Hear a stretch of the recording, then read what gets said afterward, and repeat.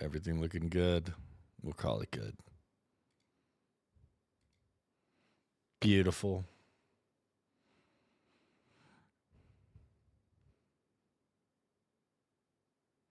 All right. Well, another lovely day on Tuesday. I hope you all are having a good one. Got about 2 minutes before the show starts, but we are ready to roll. Get your snacks, get your water, or coffee or tea, or, if it's the middle of the night, maybe some warm milk. I don't know. Anyway.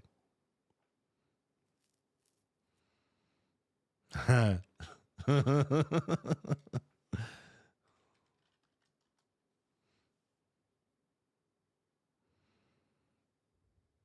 right. Well, if you want, teapot, baby.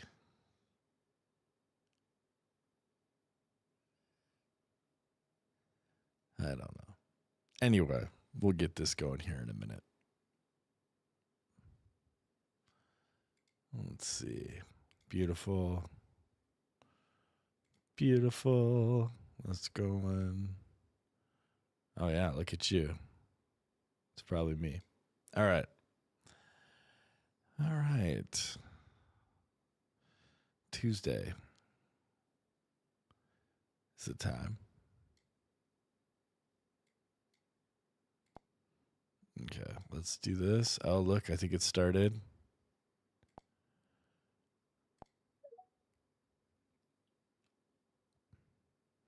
Looks like the connection was lost. Reconnecting.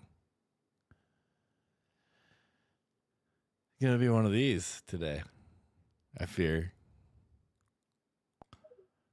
Let me try again. Oh, I got the beep boops. We're halfway there, folks. We're halfway there.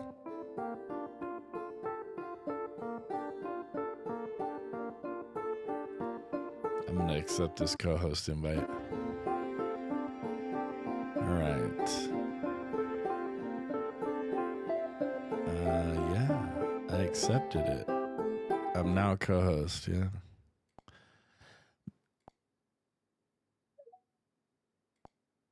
All right. I'm going to be honest with you. That was the most interesting version of getting this started. How are you? Welcome, welcome. I had to accept the co-host twice. It's not that weird, though, is it? Like, it's sex we're talking about. Bro, it's X, man. You never know what you're gonna get. I think they got really excited about their new Grok drop today. So Spaces, they were like, cut off some of that compute. Anyway. All right. Well, welcome back to Tuesday Tezday. I'm here with my co-host, Kryptonio. And tonight we're doing a community call. These are always a little different because the point isn't one conversation. It's the room. The people building, the people shipping, the people organizing, and the people who've been quietly keeping things moving. Tonight is simple. I'll do a short rundown up top, and then we'll open up the mic. If you're working on something, share what happened. If you're stuck, name the blocker cleanly. We'll see if we can't help you. If you have something worth people seeing, drop it in the chat and give it a sense of context. Anyway, if you want to speak, throw those requests up, and we will get you up on stage. Before we get started, though, a little update from the news. Why I'm Still Here by Kryptonio. It's a personal piece written for anyone that's been around long enough to see the cycle whiplash and start asking a simple question. Where do I actually want to spend my time? Kryptonio's answer comes down to a few things. First, Tezos keeps moving. Not just when attention is high, Upgrades keep landing, tooling keeps getting better, and there's a steady pattern of people shipping through quiet stretches. Second, it's built to change. The network doesn't treat itself like a finished product. The assumption is that it will keep adapting, and you can feel that in how the tech and the roles around it keep shifting over time. Third, the community has a real voice. It's not always clean, and it's definitely not instant, but it's participatory in a way that's hard to appreciate until you've spent years in other places. And last, the original point of blockchains still shows up in how Tezos operates. Open participation, real ownership, and upgrades that don't require the whole thing to split apart. If you've ever had that, why am I still doing this moment, this one's worth reading. It's over on news.tezoscommons.org. Another piece over there, Yoshi dropped a piece called When People Use Tech for Good. It's a quick run through a pattern that keeps showing up on Tezos. When something bad happens in the real world, artists and collectors don't just post about it. They organize fundraisers and move money fast. The article points to examples like earthquake relief in Turkey and support efforts for Ukraine, plus other moments where communities rallied around floods, fires, and creators dealing with censorship or broken local infrastructure. The practical angle is simple. Low fees make small donations workable. On-chain activity makes the flow of funds easy to track, and people can spin up donation mechanics around art drops without needing anyone's approval first. If you want the full list of examples and links, it's over at news.tezoscommons.org. When people use tech for good.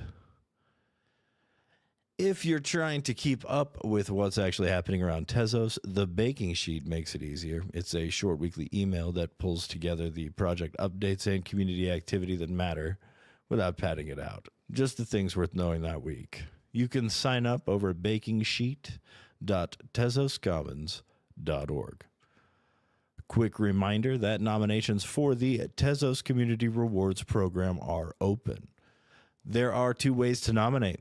You can fill out the short form over at tezoscommons.org/rewards, or you can post on social media using hashtag TezosCRP, which is the tag we track.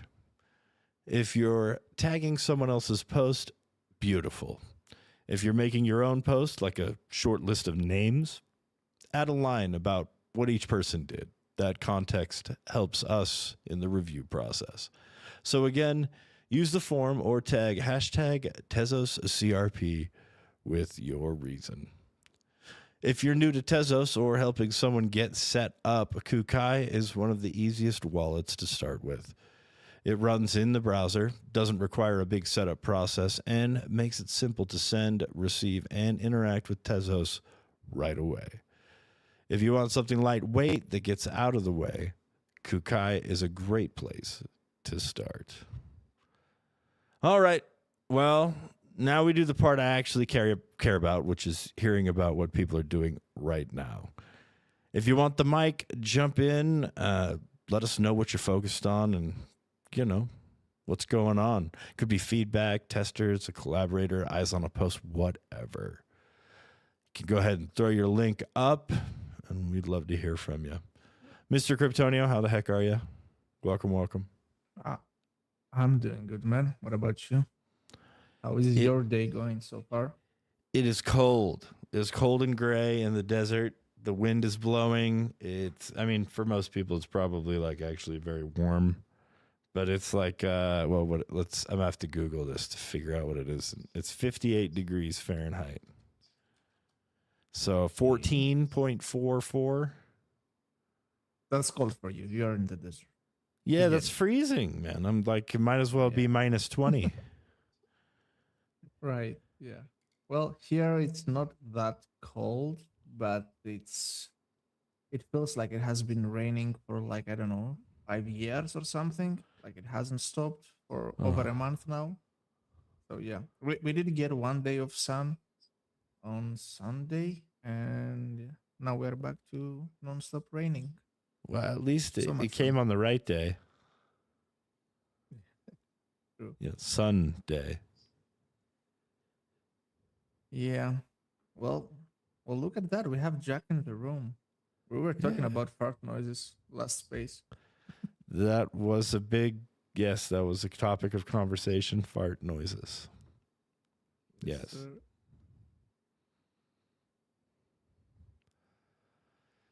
Well, We also had oh, sorry, yeah. sorry. I just want to say that we also had some new posts in Tezos Agora. Uh, Ooh. there was a post from Constantine about disabling liquidity baking. This is a topic that keeps coming back, and now it seems that there were some bakers that commented. For anybody interested, it is an interesting topic to be fair, and yeah, Like that's in it. comparison to just normal emissions, where does liquidity baking really sit? I mean, is it a very large percentage of emissions, really? No, it's not a large percentage, but the point they're discussed is why have it if it doesn't add anything. But honestly, especially after the adaptive issuance, I don't know how much it actually generates, how many new XTZ per block or per year to say so. But I think it also adapts um, with the issuance. So it's always a very small percentage, but still there. Hmm. Easy to get focused on saving 10 cents driving across town to get gas. Yeah, I don't know, man. I don't know. It is a topic that people can check it out and see what they think about it. There are some good arguments for it. There are some good arguments against it. Like Mm-hmm. with everything, right? Yeah. Is it still like what was so could we what was the original purpose of it of liquidity baking? What was the idea behind it? Um, it was mostly to create a big pool that would bring in some liquidity to the ecosystem. Because since new tests were dropping into the pool every now and then, every block, eventually people would have to arbitrage it and bring in more liquidity to actually, make it even for the pair of TZBTC and XTZ. And it did create some sort of liquidity back then. But back then, we also had a lot of DeFi on the L1. Now we don't have that much. Most of DeFi is in L2. That's why I say there are arguments for it, there are arguments against it. There are still people that are in that pool and are using it. And there is a mechanism to disable. So, yeah, I assume it's Are an they going to interesting ever tie it into discussion. the L2? What? Do you think they could ever tie it into the L2 like cross it back, you back anyway. You know how fun it is I to don't draw know. those lines in Yeah, DeFi. I don't know. It would be interesting. I also see Ryan down there. What's up, Ryan? How crazy is it that he has been almost on every space with us here? We talked about CRP how many times? I don't know. Um, and he just found out that he was getting rewards every time he. Sometimes it's not about that. Other times that's what it's about. I don't know, man. Ryan, I was seriously laughing when I read that post from you. Like, dude. It's a nice But little yeah, savings account. Well, I hope you were uh, delegating that wallet.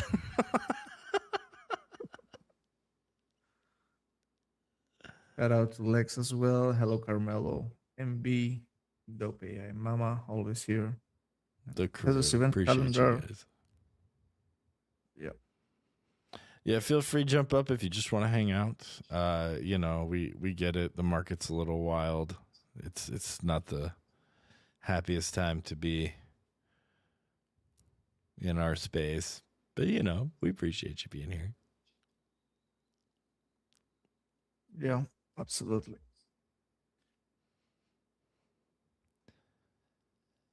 Now, Ryan recently had to defend the honor of Taya and NFTs. He got into the middle of a little bit of, I guess, a turf war.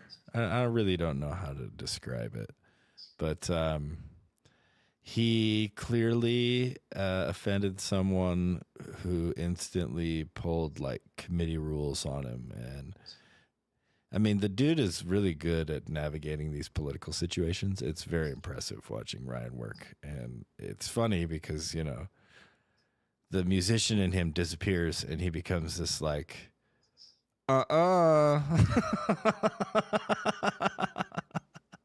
Which is pretty cool. Yeah.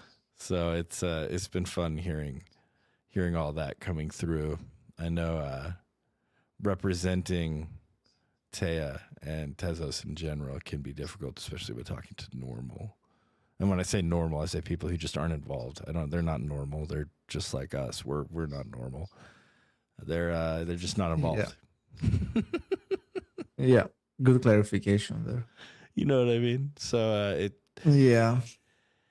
it's interesting too how when people don't understand what's going on, there's a propensity to just kind of make it fit into their version of how they think it works. And a lot of times they're really like 80% of the way there, which is why it hurts so bad, But man, Yeah. it's tough. I mean, you have people on both sides. You have people that are deeply involved with Web3, and especially during the bull markets, they can't stop talking about crypto and NFTs and everything. And at the same time, you have people that are so anti crypto, anti NFT that as soon as they hear NFTs, they have this specific view about them that they don't want to hear about them. Anything around NFTs is a scam I and mean, so if you on. were around Logan Paul and you heard about NFTs, it's a scam. Well, yeah, that's the thing. That it's usually what makes the headlines, right? The scams and the exaggerated money that some people made out of crypto, all the Ponzi's, all the failures of the exchanges, how people lost money. Those are the things that make the headlines usually. And and to be fair, if you are just a newcomer and you join the space right now, we're not talking about just in Tezos in general. Like the most of the noise is around things that don't really, have uh, value, in my opinion.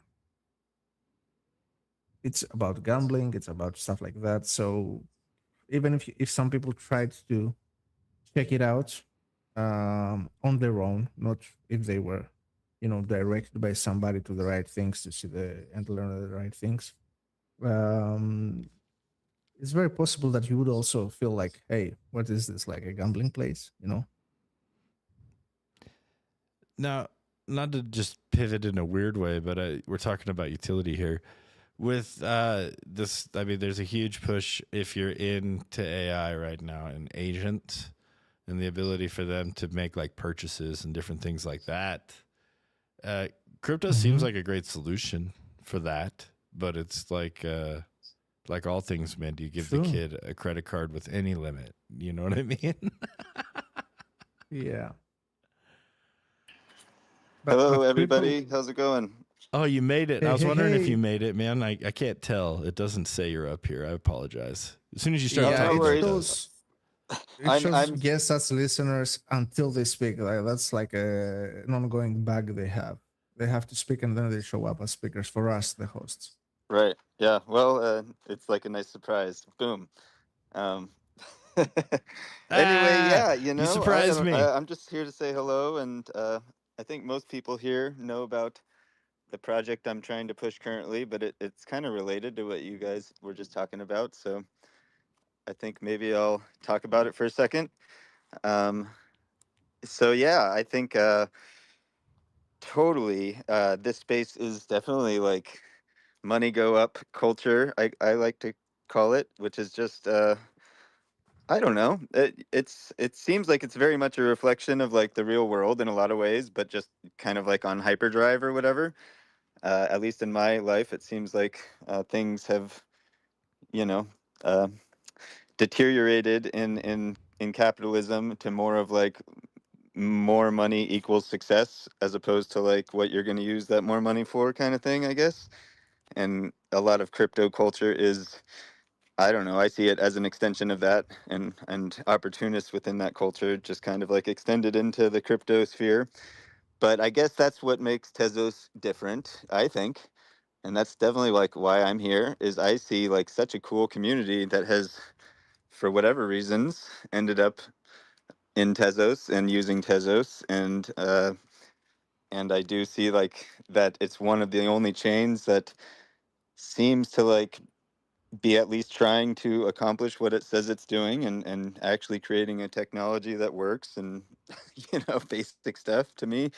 And so yeah, um I think we have a great opportunity to like go against the grain, and we already do that, but I think we have a grand opportunity, really, especially with like all the use of AI, and with the economics in the world and the potential use for crypto in the real world. And there's so many reasons that I think Tezos has like the grand potential, really. And it's the grand potential is not to really compete with all this other money making culture. It's in my opinion, it's to like make it totally accessible to normies, and show them that it is safe, and show them the benefits of what using it could maybe do, incorporated with AI and agents, which is entering into all the world or whatever. And so yeah, the project that I've been working on with Juniper, which I think most of you probably know about, is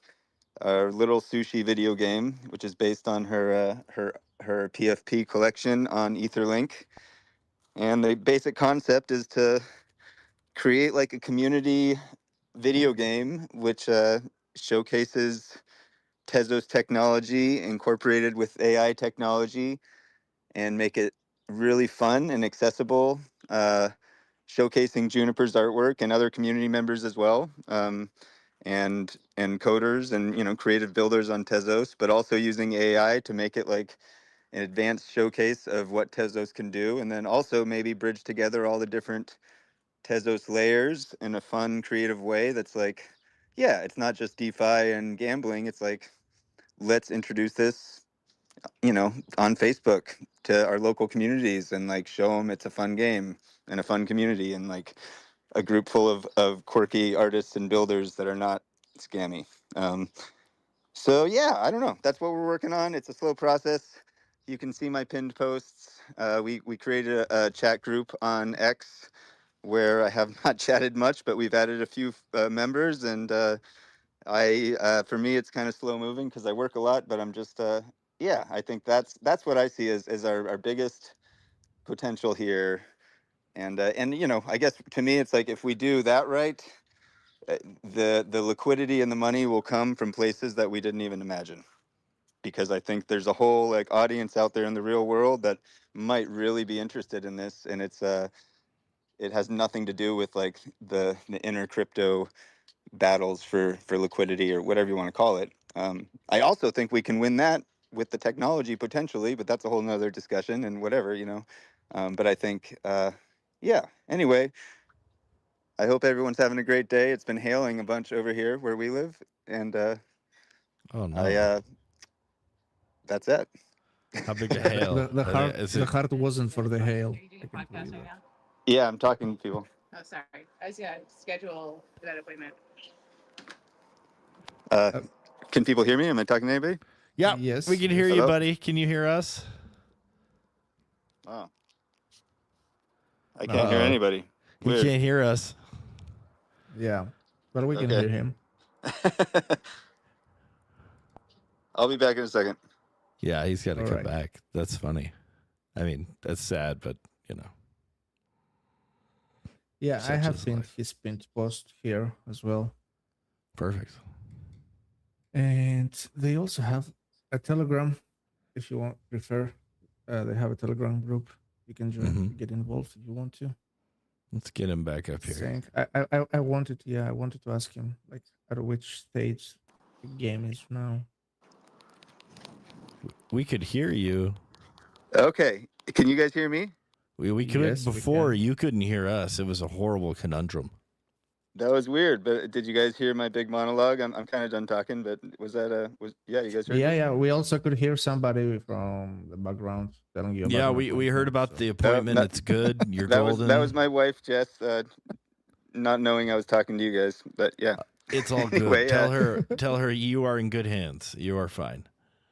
totally. I think she trusts you guys somehow without really knowing, but yeah. That's good. That's probably your fault. so I'll say it took a few years, without a doubt. yeah, yeah. Oh. Now you said you had a question, Hello, Kryptonio. Carmelo. Yeah, yeah. I want to ask like at what stage is the game now? Like have you moved at all with the game? Like at what stage is it right now?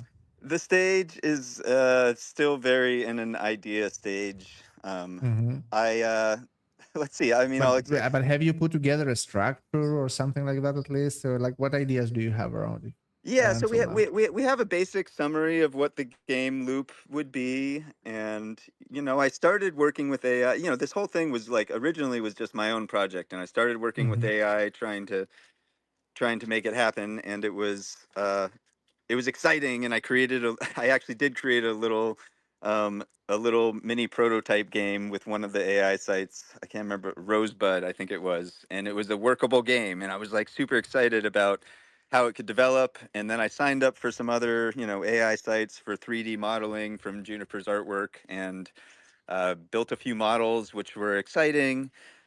But I don't do this all day long, and it's like I do it at night a little bit here and there. And by the time like I spent a week or two, it was like, oh my gosh, there's these new AI models, and now they can do all this. Like, why I should be using this stuff. And then like another week or two passed, and it was like, oh my god, like wow, this whole new one's here. And so anyway, it's just like I realized that like my skills are not going to be in actually necessarily doing it all, and that like I'm surrounded by all you guys and all the cool creatives on Tezos, and that this is So maybe a fun opportunity. So anyway, yeah, sorry to get back to your question. I did want to answer that. Um, mhm. we have a full like basically summary of the game, an idea of what we think might be a really fun game, and I'm gonna actually uh, make a post about that in the next day or two. That's kind of my next task. And then basically, I'm just trying to gather a community that can maybe work with that as a foundation and see where it all goes. And I could Yeah, see how this could turn into a DAO or like whatever. I'm very open, but I'm kind of trying to open it up as a community project, basically. see. And are there any specific skills that you're looking for, like that you have pinpointed that you are gonna need this Yeah, and this, for example? yeah, definitely. Well, I appreciate you asking that.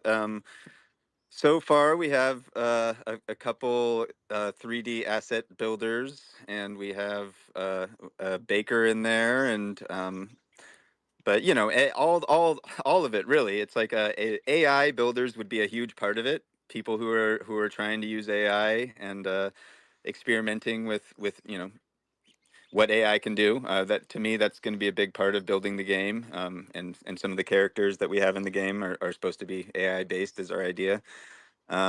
But then certainly, moderators, community builders, marketers, grant writers. I would love to like, I already, I've already applied for a small grant on micro grant on Tezos or whatever, but I would love to really make this a long-term thing and look for grants and see where it all can go. So to answer your question more succinctly, anyone who's interested in a community Tezos project, definitely artists too. For all the assets in the game, haven't quite figured out how it's all going to work yet, but maybe have contests or community assets or yeah, we'll see where it all goes. But coders, builders, artists, marketers, community, moderators, all apply, and would love to Mm, just see what we yeah. can do. Really. In my mind, creating a game is like a huge thing. In my mind, at least, like it takes a lot to build a game. But yeah, I really hope that if enough people get in with enough skills, with many different skills, that it could at least you could at least get an MVP out, and then refine it and make it better. Yeah, But exactly. I And also saw, sorry, I also saw that you have in your pinned post the Telegram channel, but you mentioned a channel in X DMs or in Discord. I can remember. it's I created an X chat group because that just Mm. seemed more accessible to a lot of people. And we'll see where it all goes. I'll use both, but in the Telegram, the only post in there is directing people to the X chat group. So Oh, okay. Because I was gonna ask you, like, how do we join the X? yeah, Yes. it's in there, and I did make a follow up post, which is not pinned, but I'll work on that later. But yeah, basically it's uh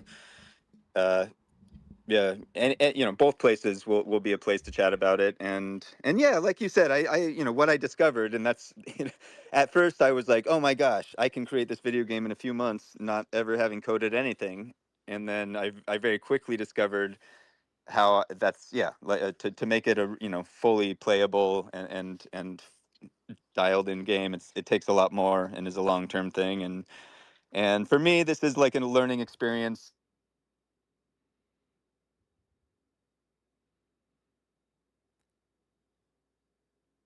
Did we lose him? I think we lost him. Feel like we lost him. Okay. Okay. I was worried that it's my.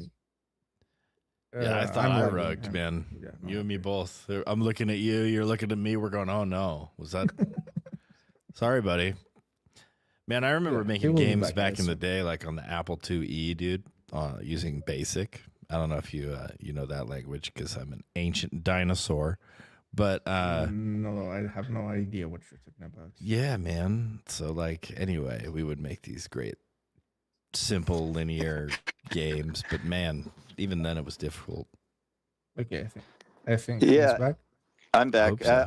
I think when I walk to the other side of the yard, it messes with it or something. So I'll stay where I am. But yeah, I don't know. I was just saying. I think who knows if this game ever gets built. For me, it's more of like a fun experiment to like engage with the Tezos community and do something that isn't uh that isn't necessarily that could be something that could be we could invite normies to, basically something that's just like a version of Tezos which is just wholeheartedly fun and supports artists and supports Juniper, and which I think is easily accessible to a lot of people, I guess, and something that's not hard to jump on and be like, that could be something that could be interesting, like maybe it's not all scammy. Although that's not my inherent purpose of doing it. I think that could be a benefit. Who knows? Um, but anyway, I'm excited to experiment and learn more about AI and see where it all goes, and have a lot of fun in along the way. So Well, that keep is that. going, man. We appreciate you doing it, man. And dude, keep doing it. Don't stop. You're a Yeah, great well, example. totally.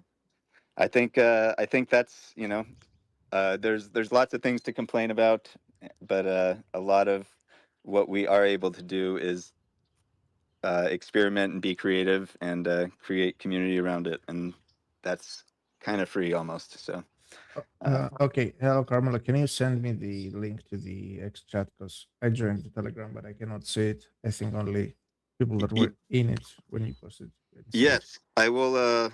I will send it to your DM in just a second Yeah, here, DM it to Kryptonio. my Kryptonia account because I only joined the Absolutely. TC account for the space.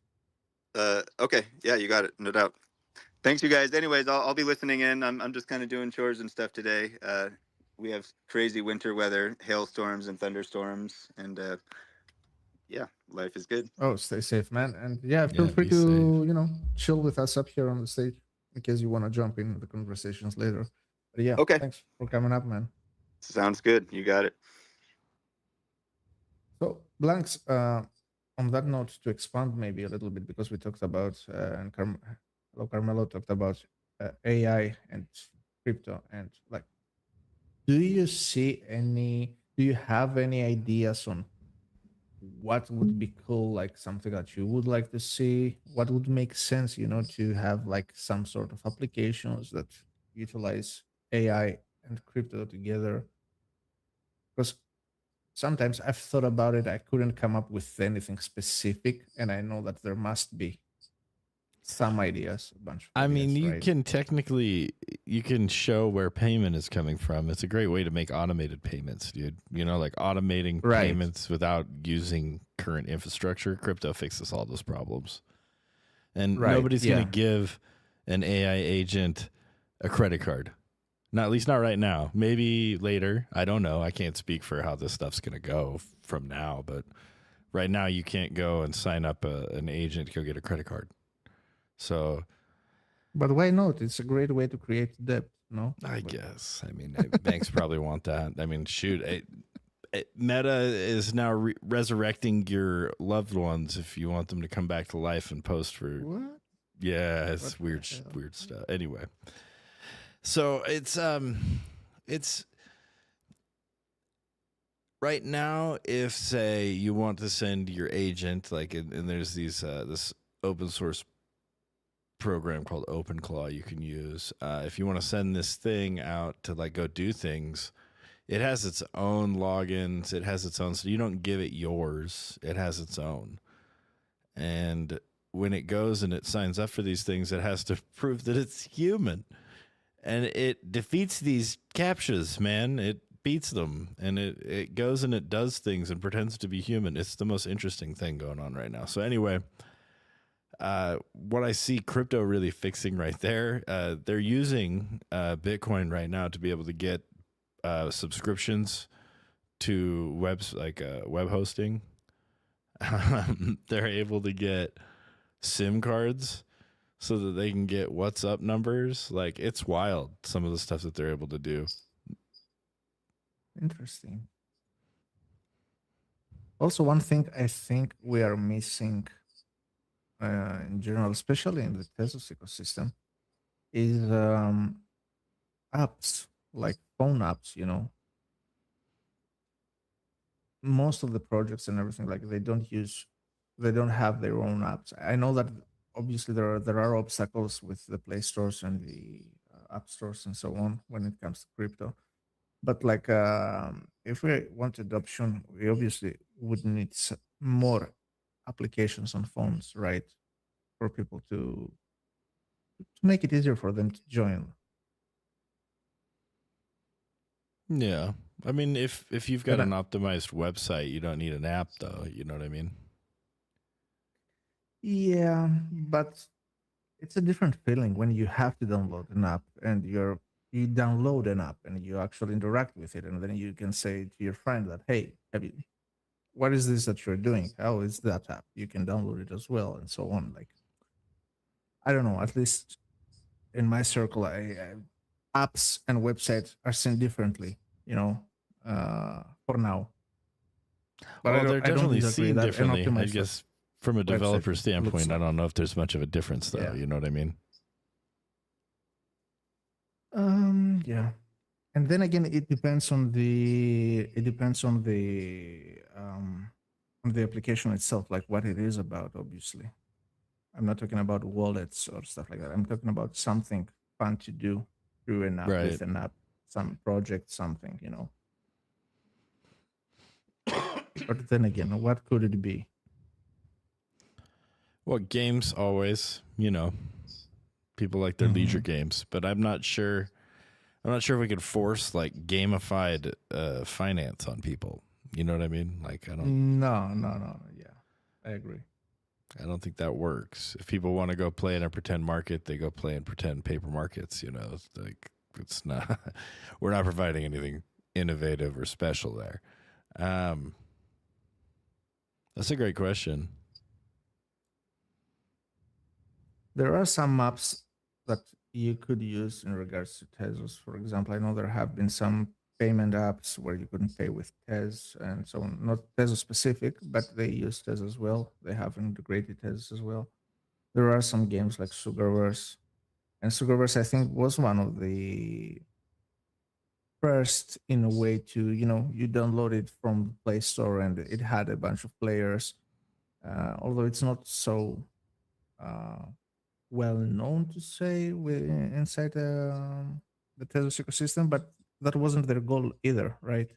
No, Yeah. no, So, that's the one but tough we need thing, more man. of this. I think we need more of, like, regular apps, games, or whatever that people not just from inside Tezos will use.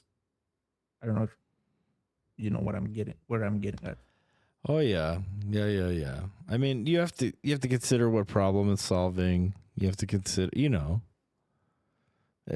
just slapping Mhm. on Web3 to something doesn't make it inherently good or even viable, Yeah. for that matter. Yeah, that makes sense.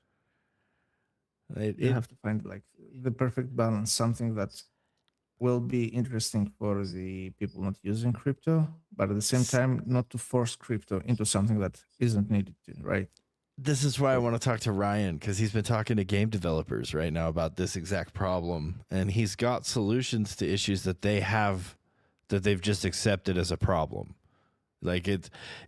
This is unfortunately what we're batting our head against. Is people have decided that these things that we can fix aren't unfixable to begin with, and so it is a scam. It's the idea, like take IP for example. Let's say like some famous IP like Warner Brothers, Disney. Some iconic cartoon character that you could recognize in any given situation. They have forever always had issues with people doing quote unquote copyright infringement on these characters and so on and so forth.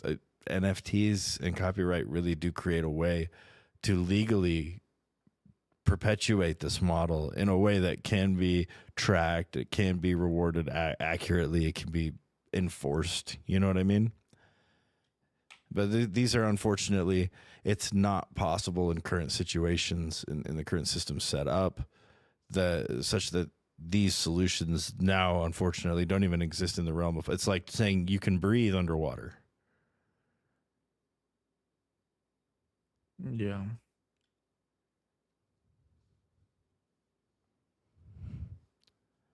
It's a tough Makes you it's a think. tough one to try to get people to even consider that maybe it does have an application where we're all so. I mean, we're all fighting alone to just keep our attention, let alone our pennies, which they don't make anymore in the United States.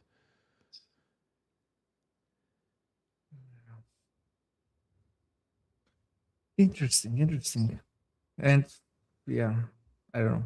The Going back to the AI stuff, there are so many things that uh, AI could make possible that we haven't even thought about yet, with use cases. Mm. Every day, like some new use cases come out, right? And some new possibilities come out. They just decided that there's a new inference model that may be shaping the year. They're moving away from this linear style to a potential recursive style. Who knows? I mean, it's we're so freaking early with this stuff, but by the time everybody catches on, it'll be too late. One of those moments. Yeah. Enjoy the ride. It's going to be fun. Honestly, the fight for scarcity, I think, is over. Big picture, the ones who understand what they've got in front of them and how it can really give them whatever they want as long as they're creative enough. And then the ones who have never been creative, who have always been sort of sponging, it'll just sort of expose them more. Yeah, but at the same time, to be able to not get left behind with all this stuff, you have to invest some time. And I don't mean like 5 I minutes didn't per feel like day, I got left behind in the 90s after the software thing. Like, I don't feel like I missed out in the 2000s. I don't feel like I missed out in real estate when '08 happened. Like, These things are going to keep happening. There's no one Yeah. thing that's going to be like the defining, like maybe You for you, there didn't. might be, You didn't, know? but there were people that were left behind, right? Even Well, with the Yeah, always. softwares and the websites and everything. Yeah. Always, man. There's always going to be people who get ahead. If there's people left behind, I mean, this is a like weird game of everybody's equal. This is weird because we're not. You know what I mean? Yeah. People are going to get left behind, and unfortunately, we can either fight tooth and nail to try to drag them with us and drown with them, or we can kind of just keep going and hope we see them down the road. Because there's, if we ever do get to a situation where not catching the next thing really does leave us so far behind that it's like Flintstones and the Jetsons, we're in trouble already, man. Like, we're already in trouble. Yeah. Like, I don't think it's that huge to be left behind. But my point was that, for example, now with AI, that every week there is some new development, big development, some new. New model drops every week. Yeah. It can do new stuff and everything. NVIDIA hardware is the way to go. Apple Silicon next to NVIDIA now. Right. And like Hello Carmelo was saying, that every week a new tool, a better tool that can do better things and so on. And you're starting to create something, and you don't know if in 1 month or 3 months it will be relevant, because maybe then it will be automated by another AI tool or whatever. So imagine now being somebody that has no idea about all this AI stuff, besides that there is ChatGPT that exists and everything. At the same time, there are so many jobs that are getting affected by it, right? So if you invest some time to learn about it, to learn how to use it, how to set up stuff, how to use it as a tool as well for your own company, for your own business, and so on. That's what I mean. We will be left behind in a way. Did you feel left behind by the 3D printer movement? Not really, to be honest, not really. And I didn't. I feel like this is another one of those, buddy. It's where we live, where we focus, and where we exist. It's huge impact. Like 3D printing would have been huge for like small manufacturing, right? Yeah, I'm not sure if it is the same, but yeah, I get your point. But too, I mean, like, this is weird technology. It's one of the first technologies that we actively like. Yeah, it can improve itself without us. This is a weird thing. Yeah, I think the last time that I seen anything like that was maybe like Roman concrete. You were there? You saw that? No, that's the stuff that as it wears down further, it gets harder. Yeah, I know. I mean, the seawater in it. I mean, the science behind it. It was in front of us for centuries. We didn't know, but you know about all that stuff. I mean, you're down there in Greece. You know about Roman concrete, man. The stuff that will not ever go away. That just gets harder and harder over time. Yeah. And we didn't know what it was, man. Even though it was self-healing. You know what I mean? Yep. So I think there's a lot of stuff like that maybe we've given up over time in lieu of a science or technology that came to replace what we thought was better. Or, I mean, like Roman fire is another example, that stuff that they would spew out of their boats. And then that Greek fire. You know what I'm talking about, Greek fire. That stuff doesn't exist anymore. Yeah, we call it liquid fire. Yeah. And to this day, we still can't reproduce that, can we?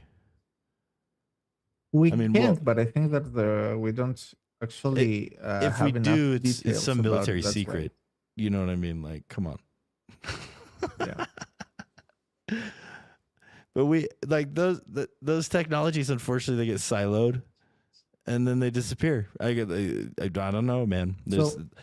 Well, back then, every record was physical, right? The libraries and everything, and so many got destroyed, and we lost so much knowledge around some things. But another interesting thing is that now I don't think anything will get lost with the internet and everything. Isn't it like much more permanent now? I mean, as long as there's a computer running that has it all, I don't know, man. Like that one, I couldn't tell you, dude.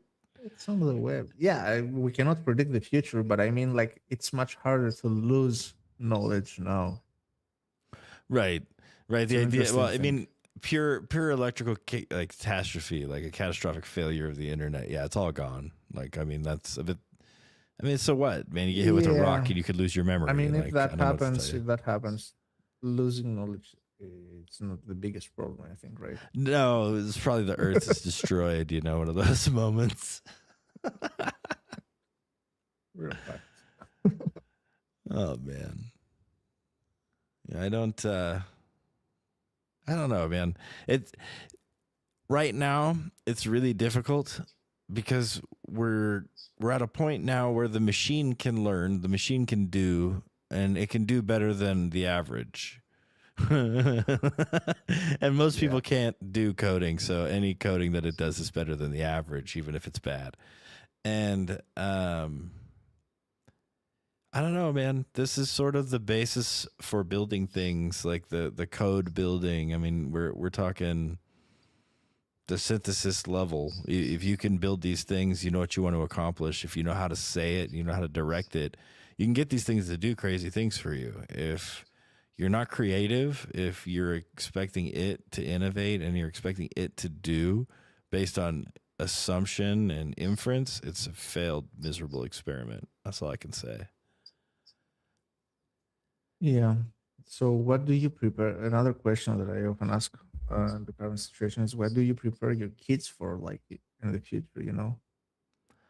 I would rather they learn interpersonal skills and interacting with a large language model, which is made of a whole bunch of language. I would rather they learn how to speak and articulate themselves than rely on the model. Mhm.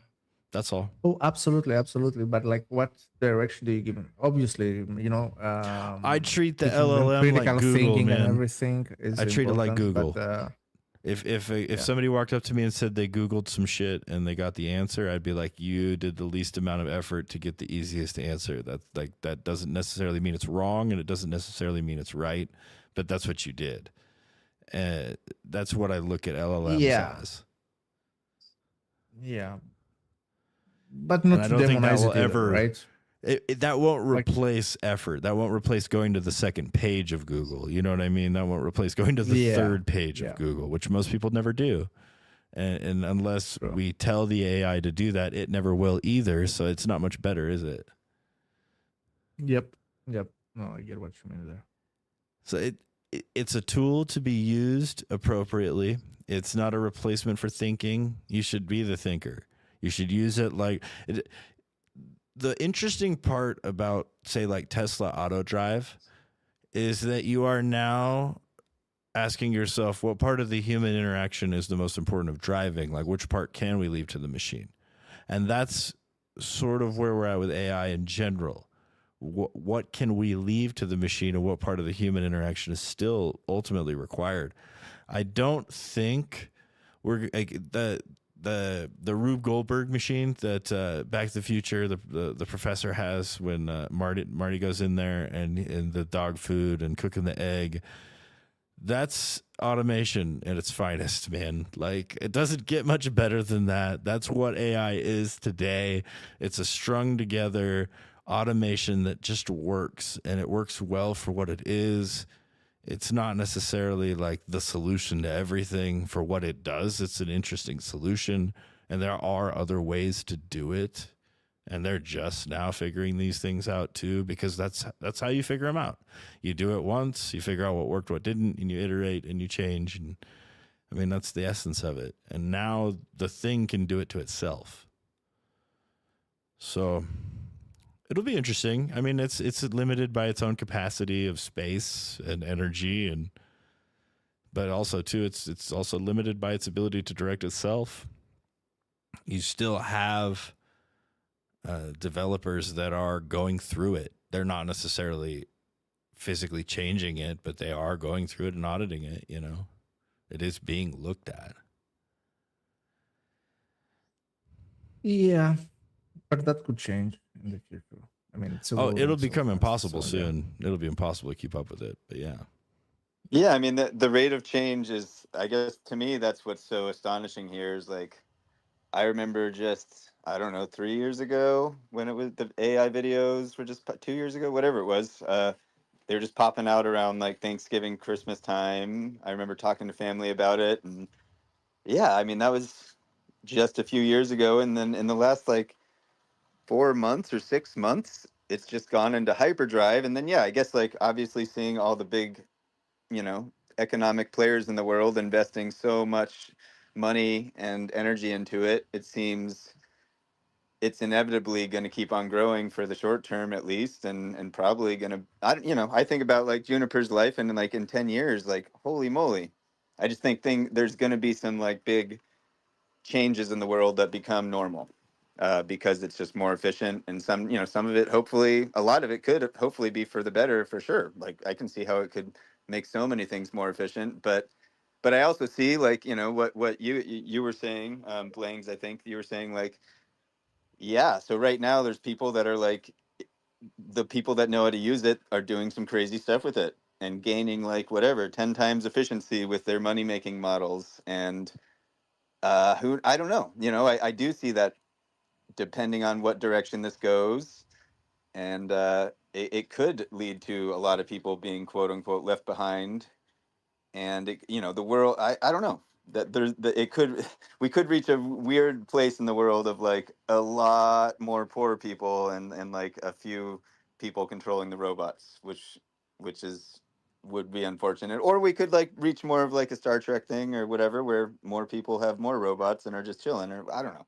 But I want Star it's pretty Trek, weird. man. I want robots on robots. I want like I don't know, dude. I've always felt like this doomsday mindset that like Terminator, that whole world, like man, that's great Hollywood, man. But where's the money in that for the people who are controlling it? They're the ones who are running it, the ones who want the money. So there's Well, I guess that's what I'm bringing up, though, is like, we're already at a point of like how much money is too much money, or what are you going to do with it when you have however much money. And I think the way, just the way that our world works and where we're at, it's going to continue that way on hyperdrive. Basically, like AI is going to allow those that are seeking, more, which is what we all do. But yeah, I don't know. It's going to be an interesting time in the world, and in theory, I guess, like the idea in theory, and you're right. Like I'm not saying the extremes of Star Trek versus Terminator, but I also see that like the direction in which culture and humanity goes. Well, we'll just have to see what happens, I guess, because it's I could see different directions that people take it, and different outcomes, and I do think it will, I don't, like you said, I don't, people get left behind, people jump on board, of course, but I think the extremity of what like embracing it versus not embracing it, um, it could be a more extreme version of what we've seen in the past or something, and it is pretty wild, I think, to think about how, yeah, I mean, just my family just went to San Francisco, and like them dealing with Waymos was like, holy shit, that is crazy, man. That is like some shit from that is weird that's stuff, some that's Star like Trek starting to shit. be Terminator stuff, like like weird, not Yep. not Terminator, but like whoa, No, yeah, that's it's Total Recall, man. Johnny Cab, yeah, exactly. There you go, totally. Which movie is our future gonna be? That's the question, really. None of them, Um, bro, and all of them at the same time, but none of them. right. Because if it was the movies, if movies were actually based on reality, you wouldn't watch them. Totally.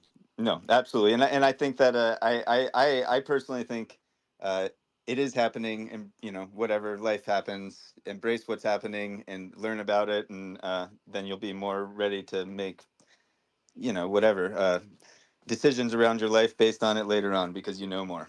Knowing is half the battle, right? Or whatever. It's Look at all the people who are making six figures coding because they listened to their parents in the 80s and 90s who said learn how to code. And look at all the no ones who got shit. left behind and they learned marketing or they learned law and they learned medicine.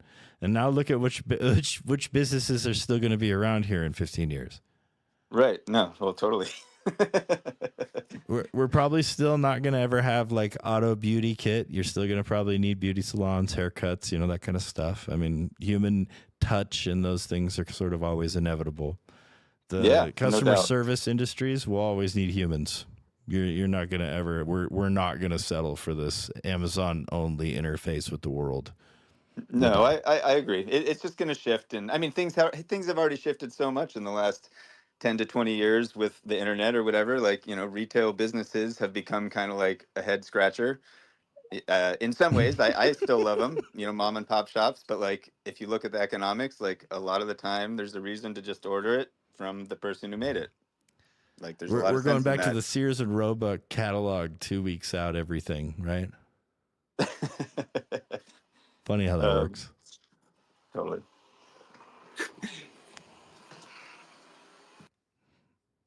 Wow. Yeah, man. I think so. This AI thing, if you're interested in doing it, checking it out, if you have a gaming computer, if you have an old PC laying around, you can mess with it on your own time. It doesn't have to be the smartest model. It doesn't have to be the best model. There's quick, easy ways to get involved. And this isn't about having a chat GPT at home. We're not going to have that. These are cloud models. They have huge inferences running in the cloud that are meant to handle hundreds of thousands of simultaneous requests. I mean, these things are huge, and they've got billions and billions of parameters they've been trained on. The models we can run on our GPUs have like 8 billion, and that's okay. It's good enough to mess with it and kind of figure out how it works. If you could have told me back in the day that, like, keep in mind, I'm one of those kids on my TI-83 Plus, I was programming in Drug Wars, like by hand, line by line, coding it in there so that I could go, look, you guys are learning about stats, but I'm playing games. I'm still doing that to this day. And it's easier now than ever, as long as you have an idea of what you want and you're willing to say, I don't know what I'm missing. I don't know what edge cases are, and I need guidance. Just like you said, Carmelo, this is a thing that this entire community is full of. So where AI can help you code, man, remember, this is a spot where all of us are working together. This isn't an individual thing. Kevin, you've been loud lately. Do you want to come up and say hi? I see you down there. I mean, you're shaking and moving. Hope you're doing good, buddy.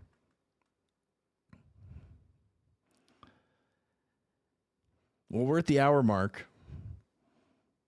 I'll say, come on up. Oh, look, we got Kevin. We got him. Get him up here.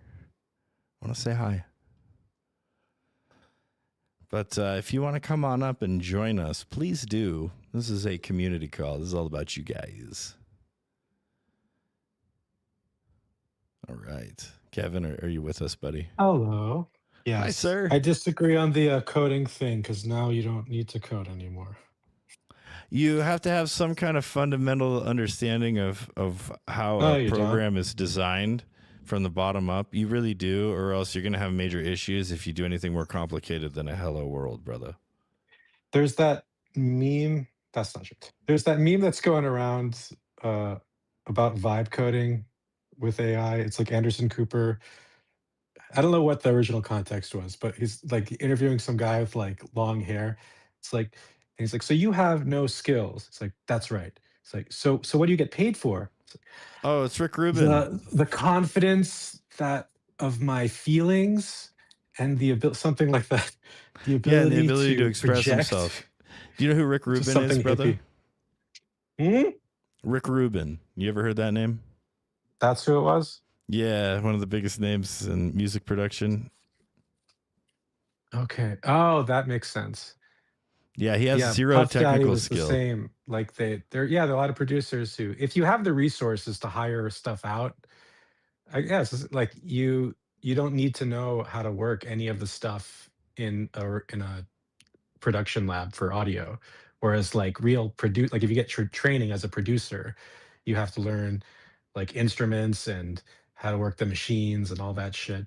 But like if you're not, if you're like that, or you're like Kanye or like Puff Daddy, or like, you're just like, it's just based on intuition and saying, no, make it sound like da da da da, not like da da da da. And then that's what they do. And then they get Grammys and shit. Yeah, that's Rick Rubin. Yeah, he vibe coded his way to success in the music industry. Absolutely. Yeah. But that's how we that's where we're at now. So I've been experimenting with it, trying to put some stuff in production, stuff that's like not yeah, like kind of within the same wheelhouse of the like on-chain things I do, but just mostly to figure out if like to what extent can I produce stuff end to end. Yeah. And this stuff is still early, but I feel like in the last couple of months, especially, there's been like a huge shift where people are really feeling they can dive into it without having it's not just people who have no knowledge. I mean, it's kind of the same with people who they used to code, but then they stop for a long time, and then it's Are you just as much using as well as they Opus? like Are didn't you even do it. using Codex? What are you using? Codex, yeah, trying Codex. Codex out. Um, yeah, Are you getting messing that. with any of the Yeah, agent stuff like OpenClaw? Any of that stuff? yeah, a Tezonian that Spider Monkey. Remember Spider Monkey? I love Spider Monkey. He's the man. Yeah, so he's working on something now called let's see. Can I talk about that because it's a public? Well, you already So opened up the but can of anyway, worms. so Let's go. it's well, yeah. So it's no, yeah, it's public. He's working on something that's like to authenticate, like so you can do all the agent AI stuff, but um like you authenticate it with like Face ID or biometrics and things. So like adding that like as an add-on to all your to and it works with Clawgate specifically. So or OpenClaw. So yeah, and that's why so he's working on that now. So I didn't know about like these different like frameworks before, so it's interesting. I think there's stuff's going to become more streamlined, but I think we are at a point now where you can just be people who there are people who they have no coding knowledge at all.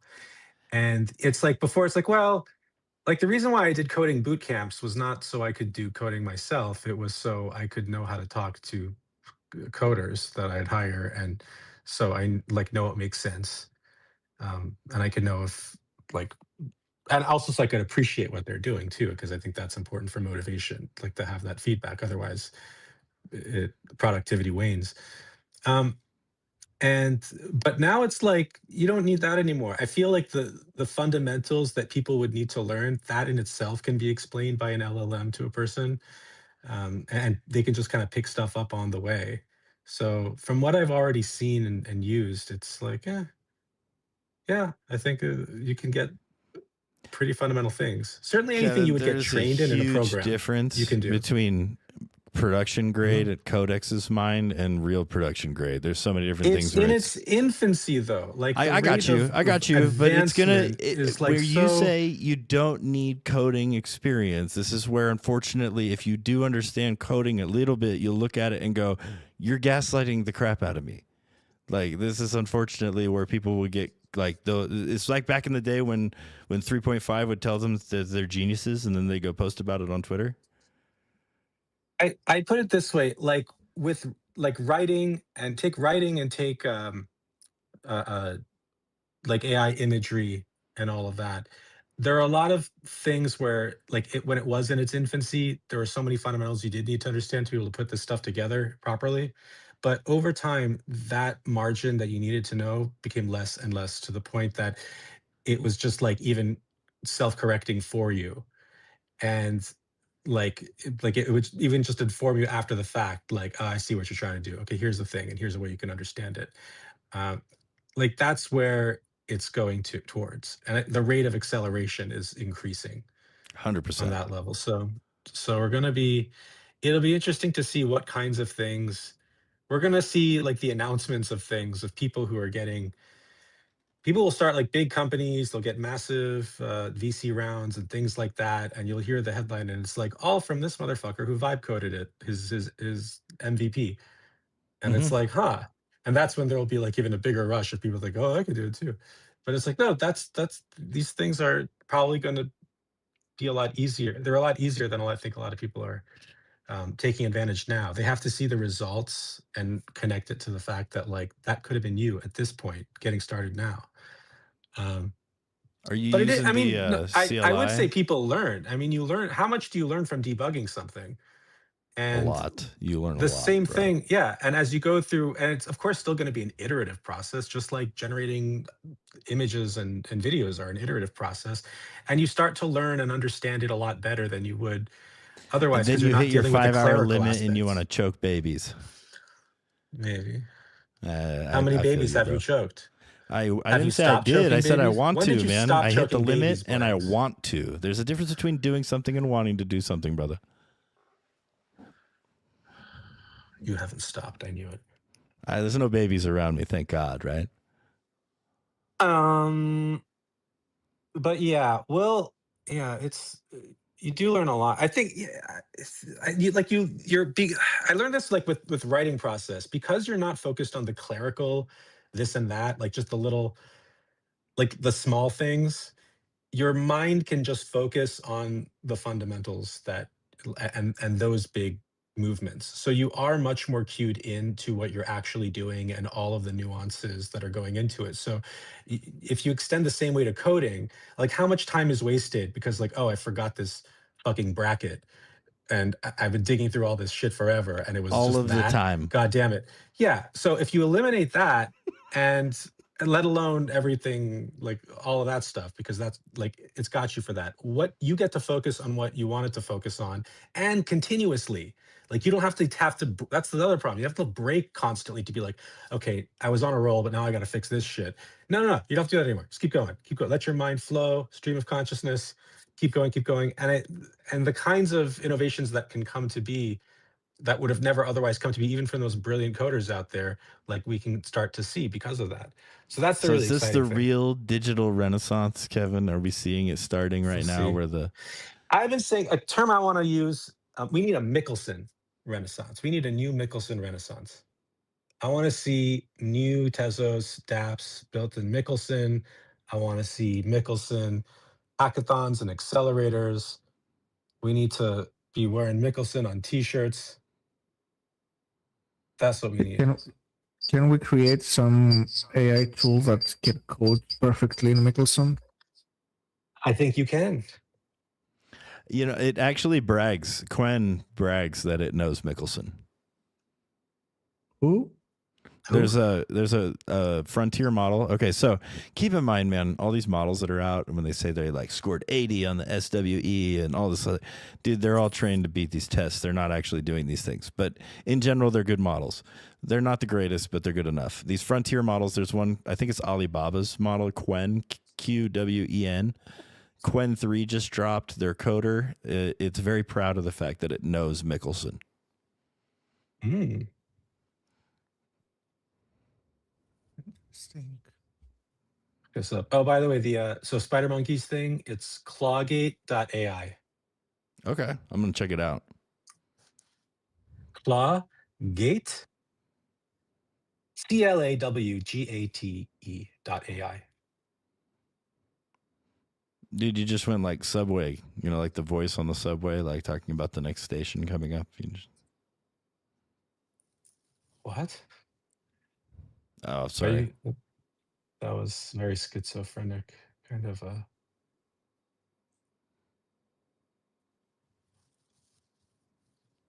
was one of my favorite things back in the day when you used to go to the airport. You Quen.ai. jump on the like international satellite and it would jump into all the languages telling you about the next gate and then doing the different languages. Sorry, you just put me there. Because you repeated it and then you said it slower and more articulate, kind of like those voices. I want to be clear. It's nice. Yeah, that's what their point is. Like, they don't want you sitting there riding the North Satellite train for like an hour because you missed your gate and you didn't catch your connecting flight. It looks Anyway. like it's only for iOS, right, Kevin? I guess. Yeah. Is it using That's like a what phone? it What's it using for the biometrics? Yeah, it's an Face ID. application that you can download. And Well, I Okay. do also know that Face like ID. OpenAI is very focused on like the Apple ecosystem. Their Codex app is only available on Mac. Oh, really? Yeah, that's the thing about unified ecosystems that people preferred launch. That's why people like to put their initial MVP out on iOS, because it's always going to be this unified ecosystem. I mean, it's still the Yeah, case that people avoid have you Android because yeah, but have you ever checked the developer forums for the App Store? you don't like them. It's not you don't I don't like them. It's like all the developers don't like them. Well, it's a So trade-off. shit. They have Fragmentation so many versus. problems. They don't respond to anything, and it's shitty as hell. But that's where I feel Tezos. I always felt Tezos like that is an advantage to having a unified ecosystem with on-chain governance, that we can position ourselves in that manner. Because we never have to have majority market share. That's never expected. We can focus on being a really good minority market share, but because it's unified and not fragmented, we we can project that advantage, and we can attract people to build initially here first. Um, Requires staying the course. Well, wait, building what though? Because you said you Build on obviously prefer. Tezos. No, I mean with Mickelson or with what? Yeah, Tezos. Yeah. Mickelson. Build on Mickelson Now, because it's But way in more that way, optimized. how would it be unified? Like because it's the same thing that when people know so many different languages, programming languages, and everything. Because The unifying part it's wouldn't be to. upgraded. We upgrade Mickelson as a function of our own on-chain governance, whereas we don't really have control over how Solidity develops as a language. Right. So, yeah. Yeah, no, my point was that if we're talking about unified, wouldn't it make sense to allow them to build in any language that they prefer to?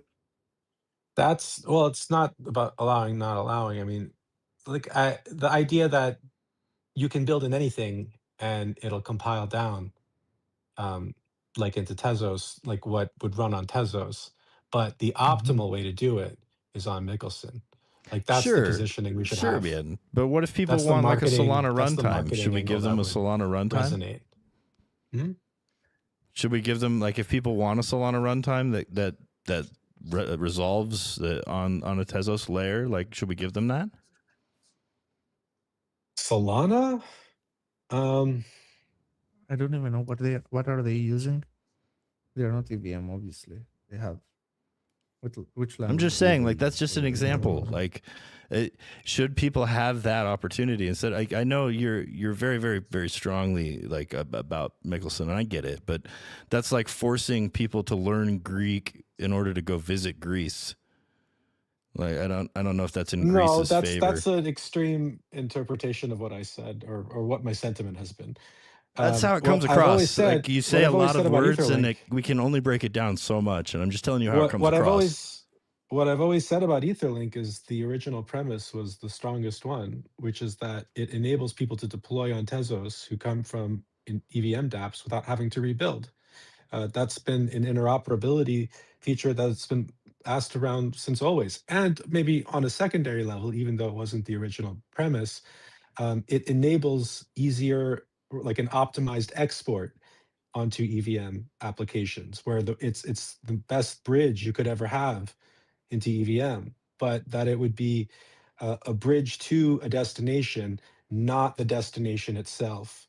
So what I contend with is the drift into making it a destination, and that's what we need to realign ourselves on. Now we can, I think, especially now that we're seeing more and more with Teslink. But yeah, that was the miscalculation that I thought had disastrous consequences that we keep pretending did not occur, because we have a just world Do you think, Kevin? bias. Do you think it would be different if they put out Teslink earlier? Like, do you think Absolutely, it absolutely. hurt us that it took so much longer since the Etherlink launch to get Yeah, Teslink as well? definitely. I mean, try to imagine a different universe in which Teslink came out first.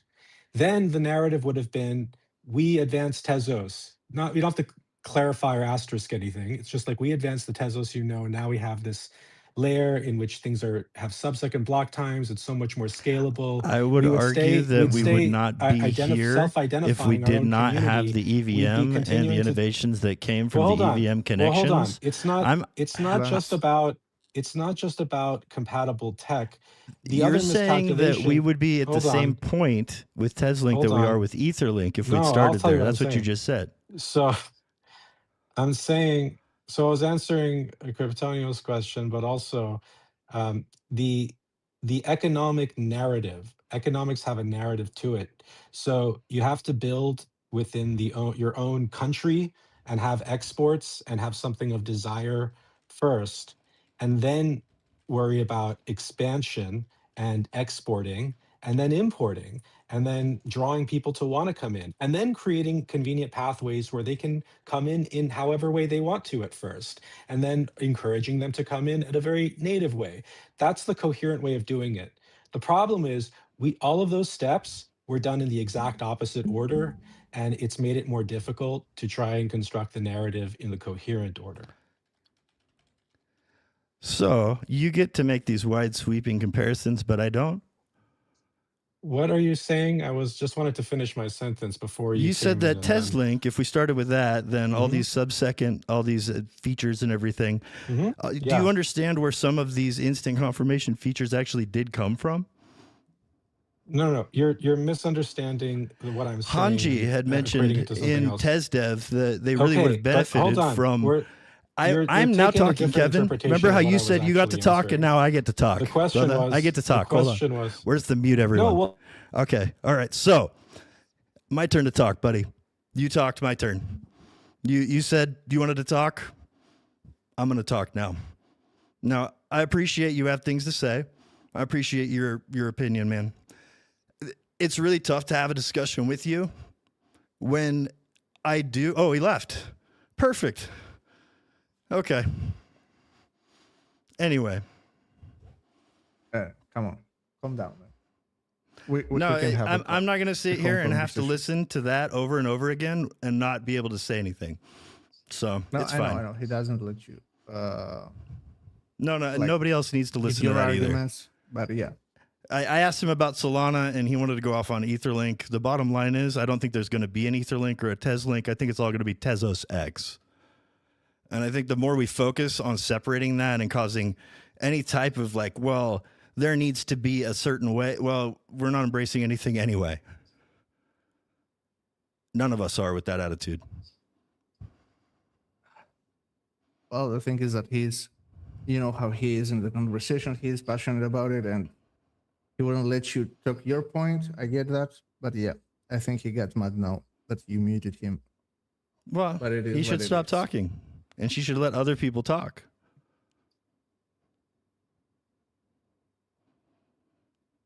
Let's see if he rejoins back.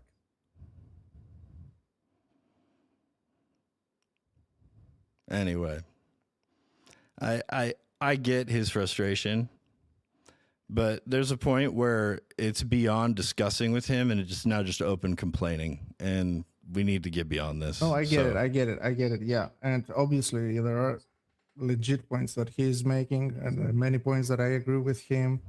But yeah, sometimes, especially when he gets really into it, like You want gotta to know let something really every interesting single about our argument instant to confirmations, discuss. Kryptonio? Our instant confirmations are sorry? literally because somebody from the EVM world said, hey, did you know because you have this, we could potentially benefit from X, Y, and Z? And they all looked at each other and they said, well, we targeted this particular latency because it theoretically made sense. But I mean, if you want, we can take it even further. We would not be where we are, at least as far as developing the L2, had we not decided to embrace the EVM to begin with. I really don't think Mickelson would have seen an advantage.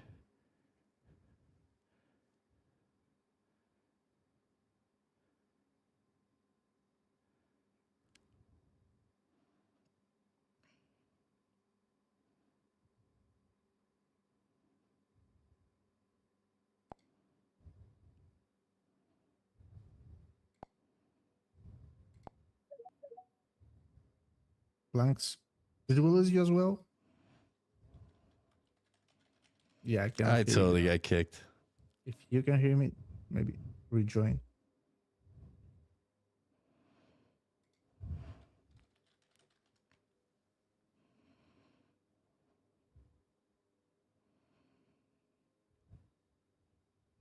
Yeah, he will come back.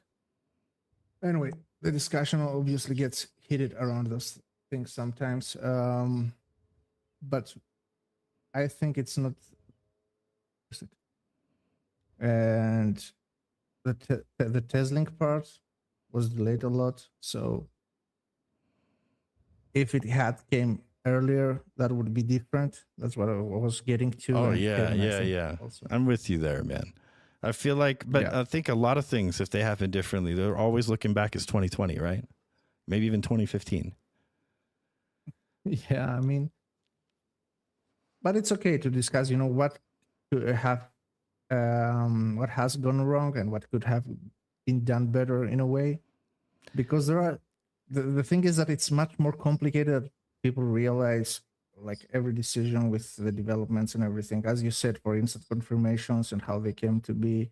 I don't know if they would be, if they would come if Tesla was first, for I don't example. think Hanji like would you have said. been on L1, is all I'm saying. Hanji Yeah, came but about the thing because is- of Etherlink, and Hanji was the one who requested the instant confirmation concept for it to become a thing. Yeah, for the on-chain order book. Like which makes sense. these which makes sense. innovations, unfortunately, they come down like a pipeline of thinking that is unfortunately based on the environment we're in. And by being around these people, we are inspired by what they've done. And it's very, very difficult to say, if only we had just stayed in our lane and ignored them, to say that we would be further ahead. I disagree with that. Yeah. And I appreciate it. I think that they shouldn't have ignored the L1. I think that that could have been something maybe that had been worked on. But did we know at the time that the L1 would feel this way if we tried to build something to bring people to the L1? I don't know. Well, it's not about ignoring it or anything. I mean, the scaling to scale the roadmap was through enshrined rollups, right? And Right. like the first interface that they thought of doing to bring people from the outside was the EVM. I mean, that makes sense to want to get people in from outside the bubble and to meet them halfway, right?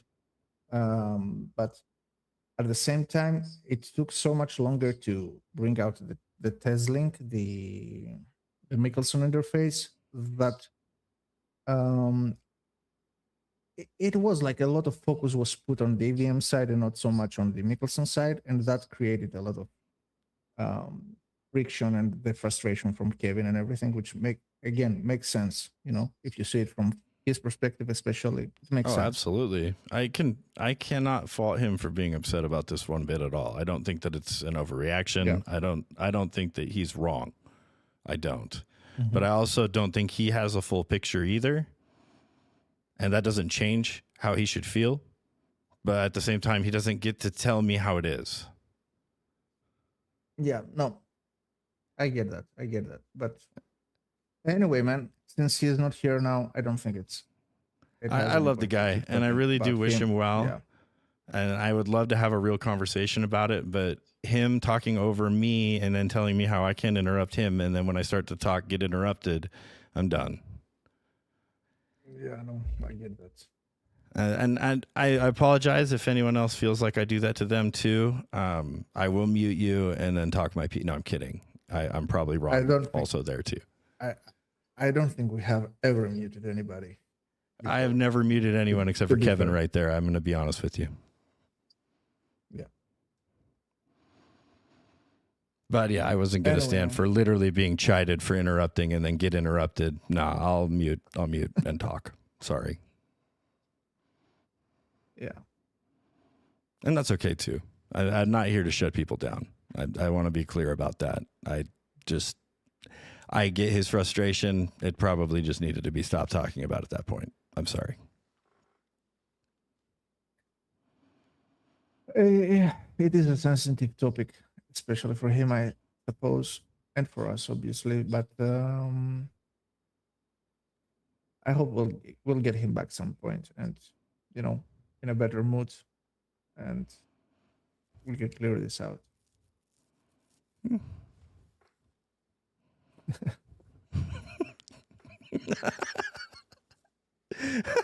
All right. Well, Oh, with, man. with all that, we are already at 1.5 hours. So That was fun. It let's got make a dramatic. room We reset. put on a show for you. Sorry, guys, I lost it. That's my fault. My Let's do a bad. room reset. See if anybody else wants to come up. Yeah, if anybody else wants to get muted and cut off, go ahead and throw your hands up. Such a- Ay, ay, ay.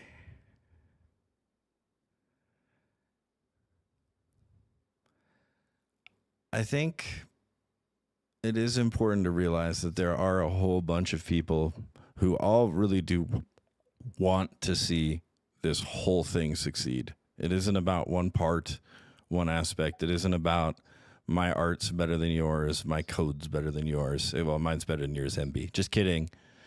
But this is a place where we all have built it together.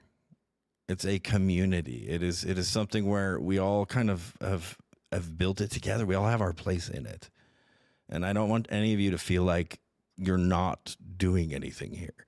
There's that fear always that we're standing by watching sort of things pass us by. Remember how you said things are going to miss us, Kryptonia? Yeah. I don't think that's the case. They're just, it's waves, man. If life was a straight line to things, they wouldn't be very exciting. There wouldn't be highs, there wouldn't be lows. But if you actually look at it, it's a wave. It goes up, Well, it goes down. Yeah, change is inevitable, right? Change will happen. Otherwise, you want to move forward, you're gonna be left behind. So change is gonna happen.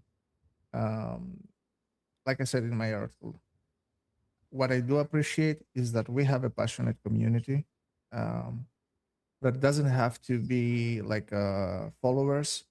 They have their opinions and they express them. And I think more times than people think, those opinions actually affect the directions, even if many times it doesn't seem so. But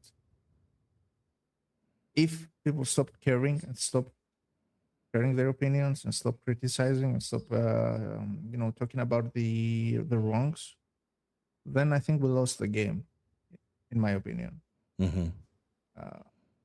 So I totally encourage people to keep doing that. But at the same time, like you said, every one of us needs to realize that people that are working in the teams in Trilitech and in Nomadic Labs and Tezos Commons and everything, we all want Tezos to succeed, right? Everybody has their own opinions, their own thoughts, their own things they would like to see, their own things that they care about, and some things that they care less about. So we are a diverse community and a diverse set of people. So, like you said, it doesn't have to be mutually exclusive. Mm-mm. Doing one thing doesn't mean that we have to, exclude something else. So everyone should keep fighting for what they want to see and should keep talking about what they want to see and try to build what they want to see as well and everything. So, yeah, I think there's space for everybody. There's more than enough space for everybody. That's the most beautiful place. Like this is early.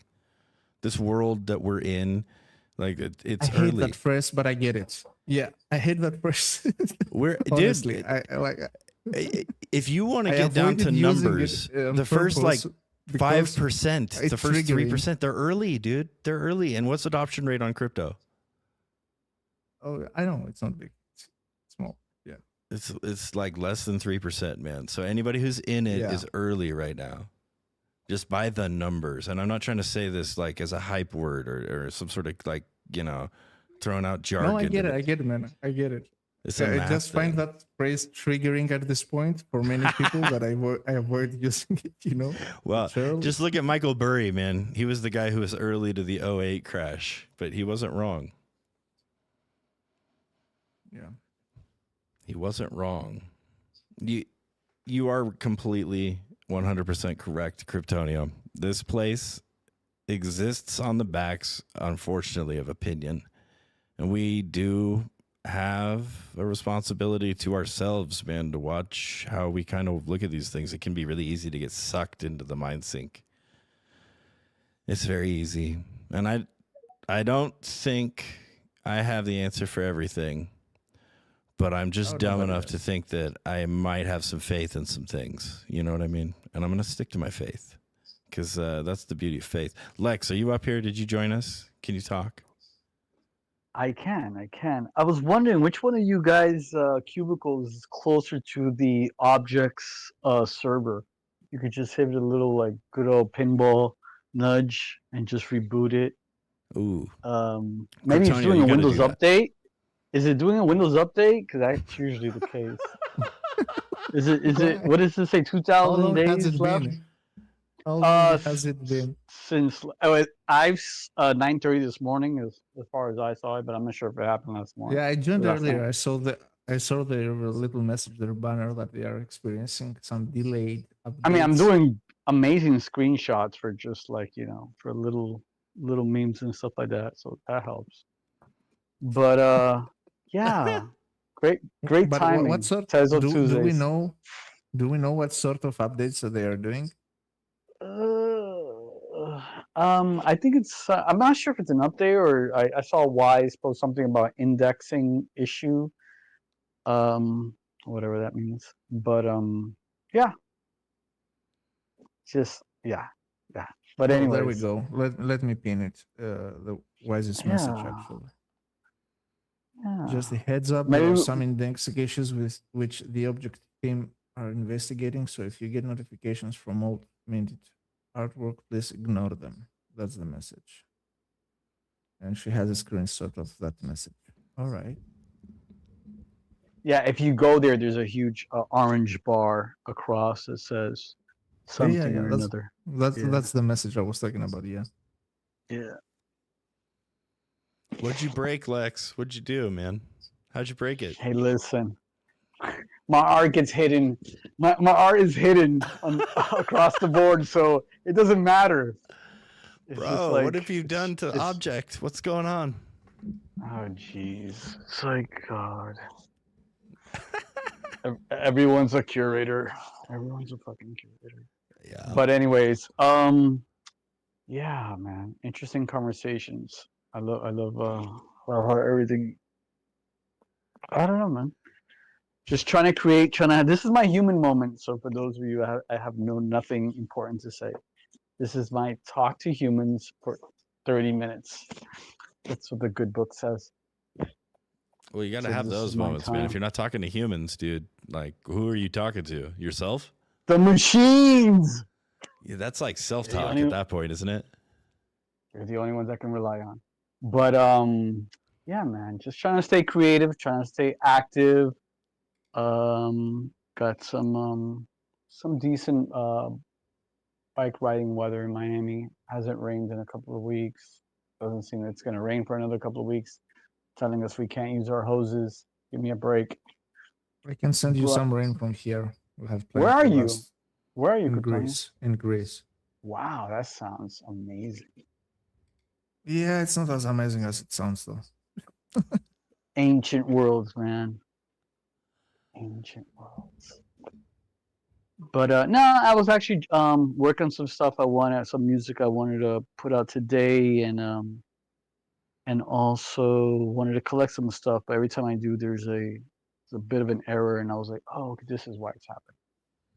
But I'm sure everything will work out for its best.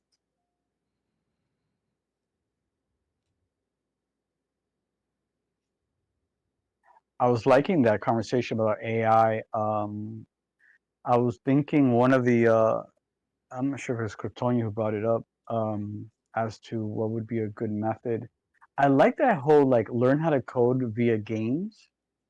Like I think there's like a Python game or something that as you're playing it, somehow you're actually building something, and then there's an actual like kind of WYSIWYG, like, oh, this is what you're building as you're doing this. And it's a whole different way of like learning how to tie your shoes kind of way, you know what I mean? I And did then that with as you guys were, redstone in Minecraft. oh, did you? Okay, because now Well, I'm looking at that's these little electrical, you know. I'm looking at these little YouTube little quick little shorts, and they were showing, oh, these top 10 ways of learning how to code using a game. I'm like, oh, these are kind of interesting little, like, stop what you're doing and go do something else real quick in case you have like a writer's block. So I'm interested in that stuff. There Yeah, used to for be sure. But another point I raised on that is that, do you need to learn to code now? I think That's having a that's the good thing that I code don't know. base, You know, like like I don't know. Do you need to learn how to Right, speak? It's a language. That's all. Do you need to learn to right, speak other right. languages? no, it's not the same. It's not the same because there is a possibility that in 3 months or in 1 year you won't need to know to code. Some people will, right? To still, audit and verify that everything is correct that the LLMs put out. But the LLMs are getting better and better at coding, and it's getting easier and easier to just give a prompt and create something. Like creating a front end right now, for example, a website or something is 2 prompts away, right? And 5 years ago, I wouldn't even think about creating a website, especially a complicated one, besides a 4-page website, right? right, but even a complicated website can seem very simple if you do the correct UI, right? Mm-hmm. So I and not to like kind of like bring this conversation back up, but I do. You guys were talking about just the same thing, and kind of on the Blank's point of like, it's good to know the elementary of things. It's like I Mm-hmm. see a lot of like I see a Right. lot of people who are experimenting with creating art with text to art, right? And that's cool. And it's like, and sometimes I tell them, hey, well, you should try doing. It would be cool if you could do this and that. I go, oh, but if I tell it to do that, it'll probably change the whole design. It's like, no, just throw it into Photoshop and do that part. Oh, well, I don't know how to do that. It's like, well, fuck. It's like it's good Yeah, to that's a good know. point. Yeah. It's good to know the elementary things. It's good to know how to use layers. It's good to know just Mm-hmm. the elementary. It's like I get it, and I appreciate all my friends and colleagues and families and the dog catcher and the postman and everybody who's experimenting with AI in whatever you're doing, whether you're creating, contracts or whatever the case. Awesome. No, that's a great But point. That's a but great but point. it's good to know the And elementary also of have the something. mentality, right? And also get like the mentality, Because because exactly. And you think differently. I Yeah. think when you say mentality is having the bird's eye view of something of like, okay, now you are here. Imagine the big mall legend, right? You are here, but you want to get there. Like you understand the whole scope of the project where it's like you're working on this. Now throw this into this and then maybe throw it back into, your AI, whatever, and let you do it. And I think that's important. And for And you coding, can also identify much easier the shortcomings, right? And the mistakes when they do I mistakes, the I LLMs think and it's everything. still your responsibility to teach this, you know, the intelligence, this augmented intelligence, a little like remind. Sometimes you got to remind it, and it's like Yeah. it takes Yeah. someone to know that. I mean, isn't that how it got built to begin with, right? With people who Yep. knew. Yep. So I mean, I learned HTML, bare bones HTML with BB Edit and Home Site and all that back in the 90s, in the tables and the cells and all that. And that is my elementary when I think about a lot of things. And then from there I went to JavaScript and I learned a little Cold Fusion and I learned a little this and a little that. And sometimes when I look at the back of a lot of the source, I try to look for those same things to understand whether it's Python or it's this or that. And I can see certain things, but the language is different. The script Mm-hmm. is different. The little things are different, but the elementary is there. And I think as an, as an old dude, I'm thinking like that still matters. But in the way that you guys are talking about as well, and I'm sure there's people in the room, people are gonna listen and be like, oh, that shit doesn't fucking matter. I hit 3 buttons and go, okay. So when that shit's not working and that shit is down, how what are you gonna do? Yeah, where do you even begin looking?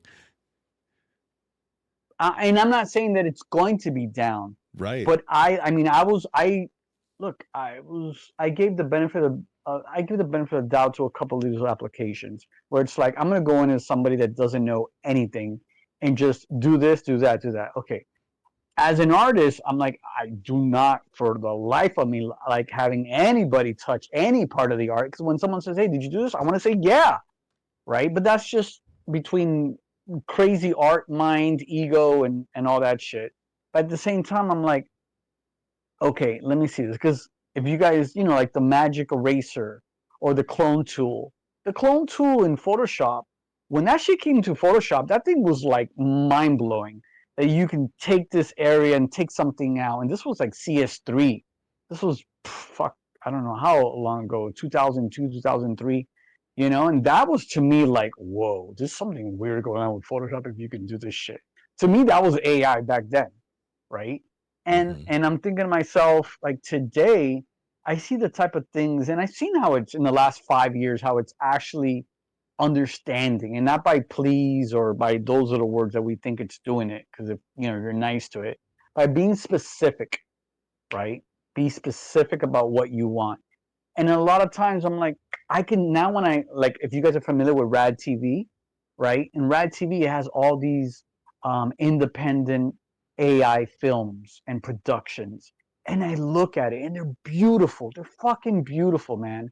And I've lived with a freaking camcorder and digicam for the past 30 years, and I see the way they're doing stuff and I'm like, but I can see where it stopped, and then they went in my mind, in my opinion, where where you have that 30-second or that 40-second where your whatever you prompted got to, and then from there it turned, and then you said something else, and there you said, I can see that. So now I want to see, like, to me, like a good one is one that is just flows. Like you can't see the little benchmarks in between the prompts. And that's now where I'm learning, where I'm like, okay, who's like, one is storytelling, one is production, one is like final draft. And that's kind of like what I'm looking at now for like AI, like production when it comes to like movies. And I hate to say film because I love film, but there's no film involved in any of this shit. Nope. Right? None. Right.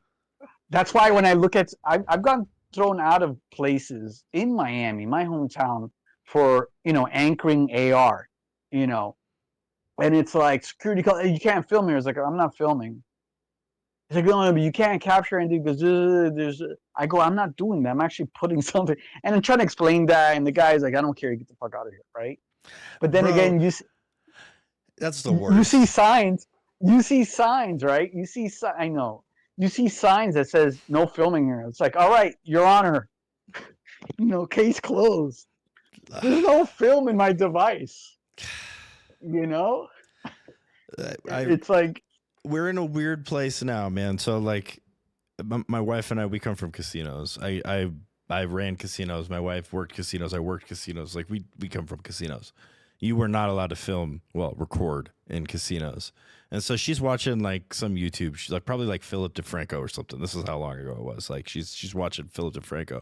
Somebody comes up behind us and demands we delete the video off the internet, I guess, because we're not allowed to film.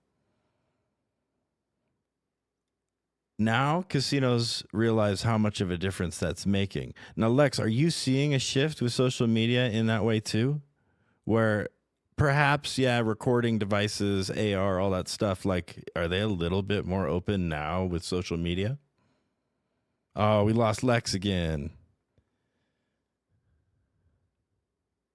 Man, it's been a day. He requested to come back. Yeah. I think he's returned. I want to click on it, but I'll probably break it. Lex, did you hear my question, man? It's crazy when it allowed me to go back on. It was an echo of your last question. I'm like, yo, this shit is getting crazy. Fucking Grok is like, keep talking. I got you. Keep talking. All right, perfect. I love it. But yeah, man, like, have you noticed like at least better tolerance with at least perceived recording now? Yes. And to answer, yes. And the reason why is because, the whole term, just, how should I say? There's a lot of bending of the knee based on, okay, we don't want this, and have. I'm in those meetings. I hear what people are talking. I see what the board thinks. And then when the numbers show something, the board is like, oh, wait a minute, this is because of this? Oh no, then allow it. And it's like, well, why didn't you fucking want to allow it before? Just because they're on their little stoop thinking, oh, we're not doing it because they're not doing it. It's like, and that goes in a whole different conversation. But to answer your question, yes. And it's funny, I've heard you say the whole casino thing, and it's not until now that I realized that's an actual physical casino you're talking about. I just thought you meant like metaphorically. No, brother. I worked slot machines, table games, you name it. It's crazy because I have a friend, a childhood friend, that when he comes to town, it's like I got to spend the whole week at the Hard Rock Guitar Hotel down here. I'm not sure if you've been. Oh, I haven't been, but I know of. Okay, so and it's like a whole world in there. Like I grew up in arcades and shit like that, but this is like, are these the same people, right? Because it's they're the same people. Bally's, Gottlieb, it's all the same companies. Konami. Correct. There's no ABB up, start, but no, I think there is, man. I think there. No, I'm kidding. So yeah, no, and like, look, now there is immersive days at the Hard Rock where they're showing this whole VR thing and stuff like that. There are areas where you can take selfies. Back in the day, you tell me, you know better. It was hard. Then again, the objects were differently. Like, I don't think you go in there with a camcorder, but like, there's people constantly recording and doing stuff on their phone, and there's no oh, I forgot the number I got to use for my code, so they pull out their phone. Sometimes, like when you're hitting when you hit whatever your price is, you're recording it, for your little timeline, for your little story. It's involved. The phone and the camera is involved throughout the whole thing. I see people just talking out loud, in that one machine that they've decided that it's theirs for the rest of the day. Yeah, man. Casino life is fun. Yeah, I just don't like the whole smoking thing. Well, I mean, that's going to eventually, they did it in California. They got rid of smoking in bars, and eventually, like, you can't smoke in casinos. So it is what it is, maybe it'll spread. I live in the Bermuda Triangle. It's just, Florida's different. You guys smoke, I guess. But I do see that casinos, like, I think about it. I spend time there, and I see it changing, and I mean, I know I gotta wrap it around to crypto, but eventually I do see crypto kind of one machine going in there, or in one or another, that that takes crypto, because, and I get it, like, especially here, like, the whole Seminole, casino, Indian, and all that, and I'm not sure how the laws work with that, but I do eventually see that there's going to be because it takes your debit card, right? It does take debit card, cash. There's no NFC yet. I'm not sure on your end if you've seen it, where you could just tap, So with casinos, man, it's just cash processing on the back end through the cage. Like, it depends on who there's, like, if they use Swift, they use whoever. They're literally just running bank accounts. If you're doing cash advances, it's a credit card purchase. Like, it's nothing fancy. As far as crypto goes, for those guys, they probably don't want to touch it with a 10-foot pole. They don't want to hold on to anything that could depreciate in 5 seconds. You know what I mean? Like, they're as close to cash only as it comes. I think at one point there was a casino back where I grew up that they went to a card, where you would go to the cage, you buy in $500, throw it on the card. You could use that card on any of the machines. Nobody liked it because you couldn't cash out. I mean, the casino loved it, but I mean, you just couldn't cash out. You just stick it in a machine and play it. So I don't know, man. It's with the crypto thing, we need banks easily transferring it. That's what we need. Then it can go anywhere. Then it can be used to buy groceries, Then it can be used to buy clothing. It could be used for fun. It'd be fun to, like, anchor it to an activity, but at the same time, I think if we're going to anchor it to an activity, let's anchor it to, like, automation where it makes the most sense, and we need to have, like, cryptographic proof and a ledger. That makes sense. Like, we don't really have that with bank accounts. When you automate a payment, You're praying that it goes through on the day that they say it is, but it normally goes through 2 days earlier or 3 days later. You mean like an ACH? Yeah, exactly. Right. So right now, uh, okay, how should I say? Okay, in the state of Florida, let me give you an example.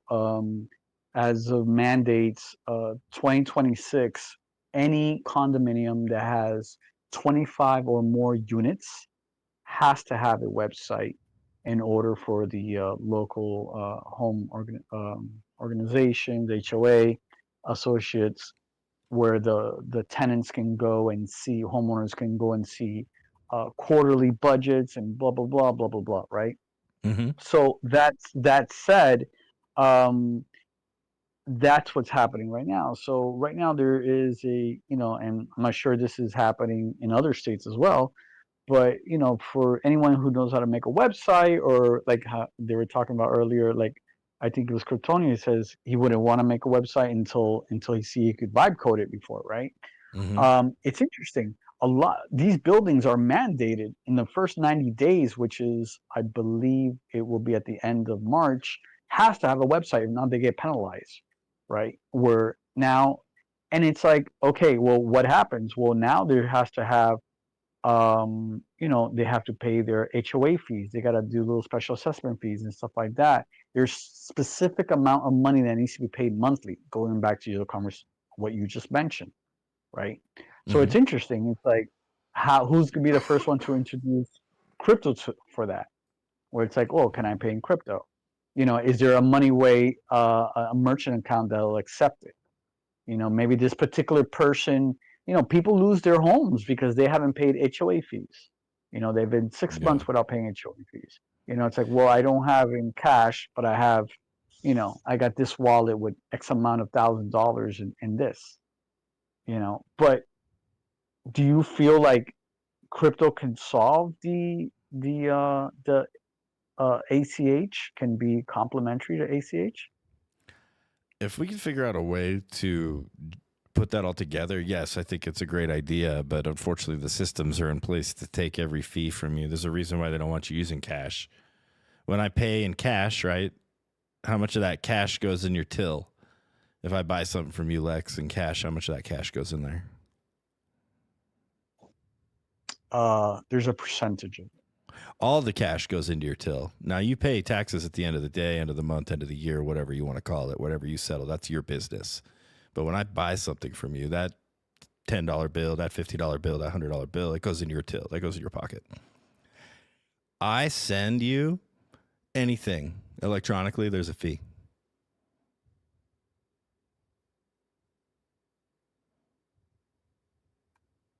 Zelle goes straight in.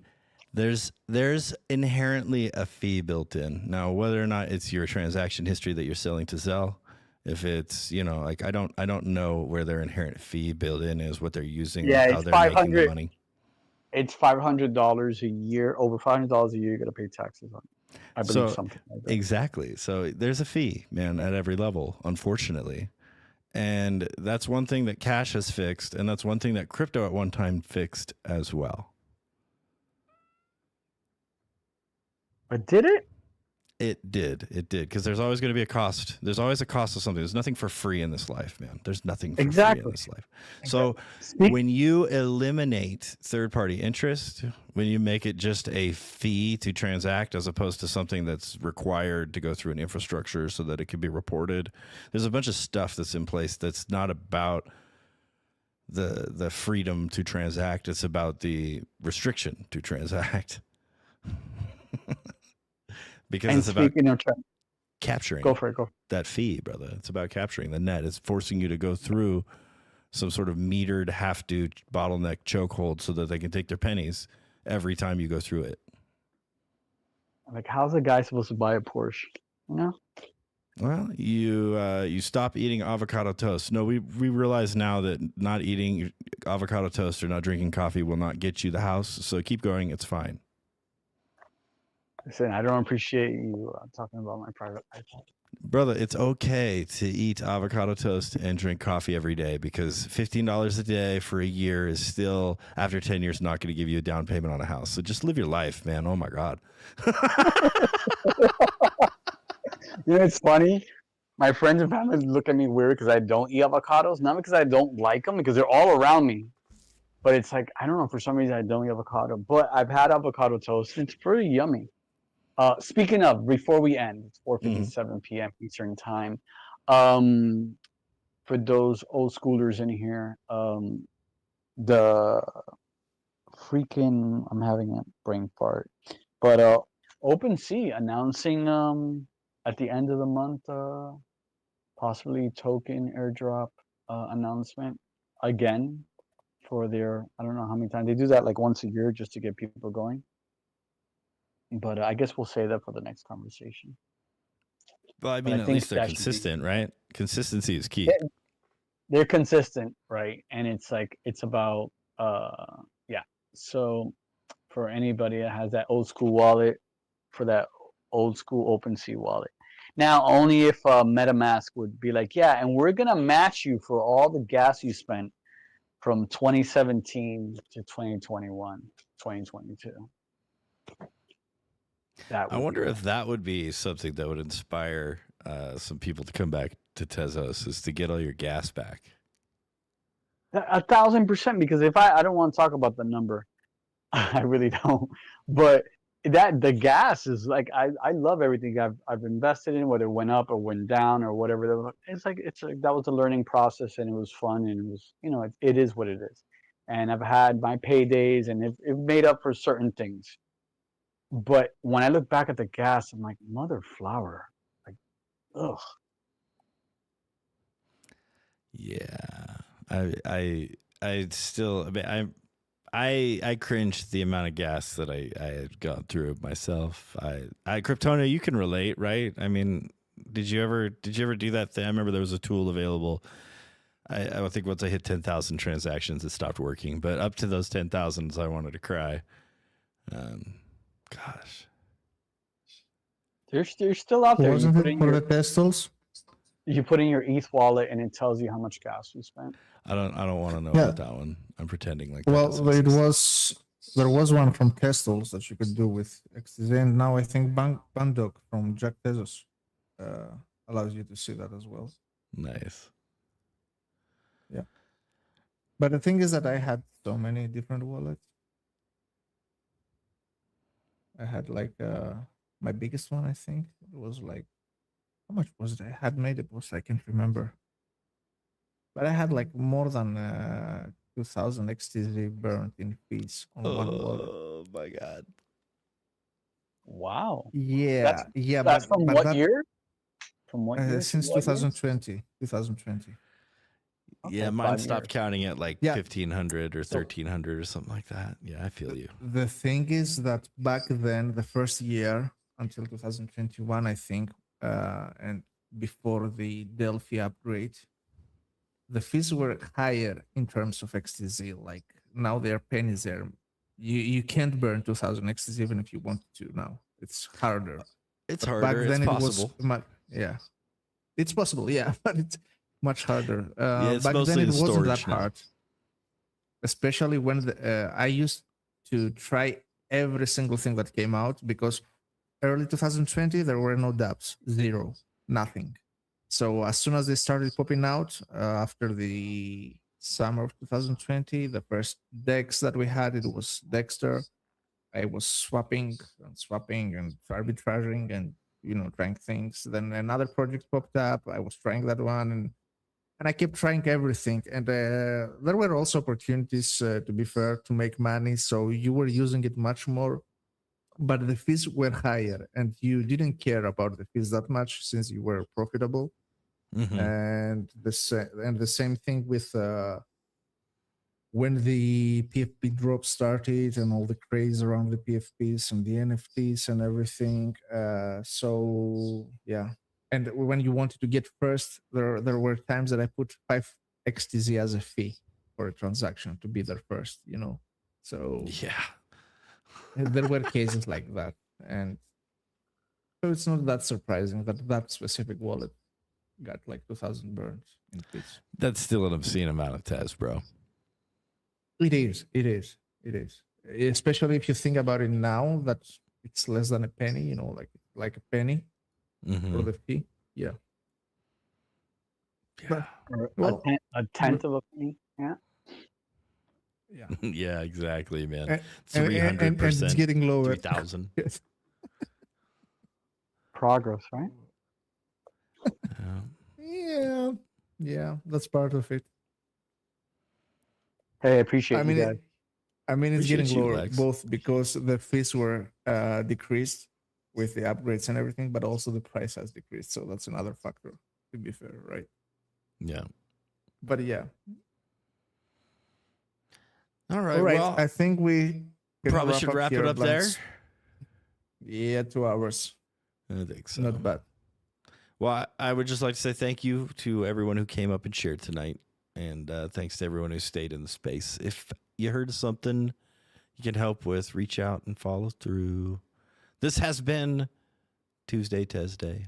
Stay curious, stay connected, and we'll catch you next time. Thanks for joining.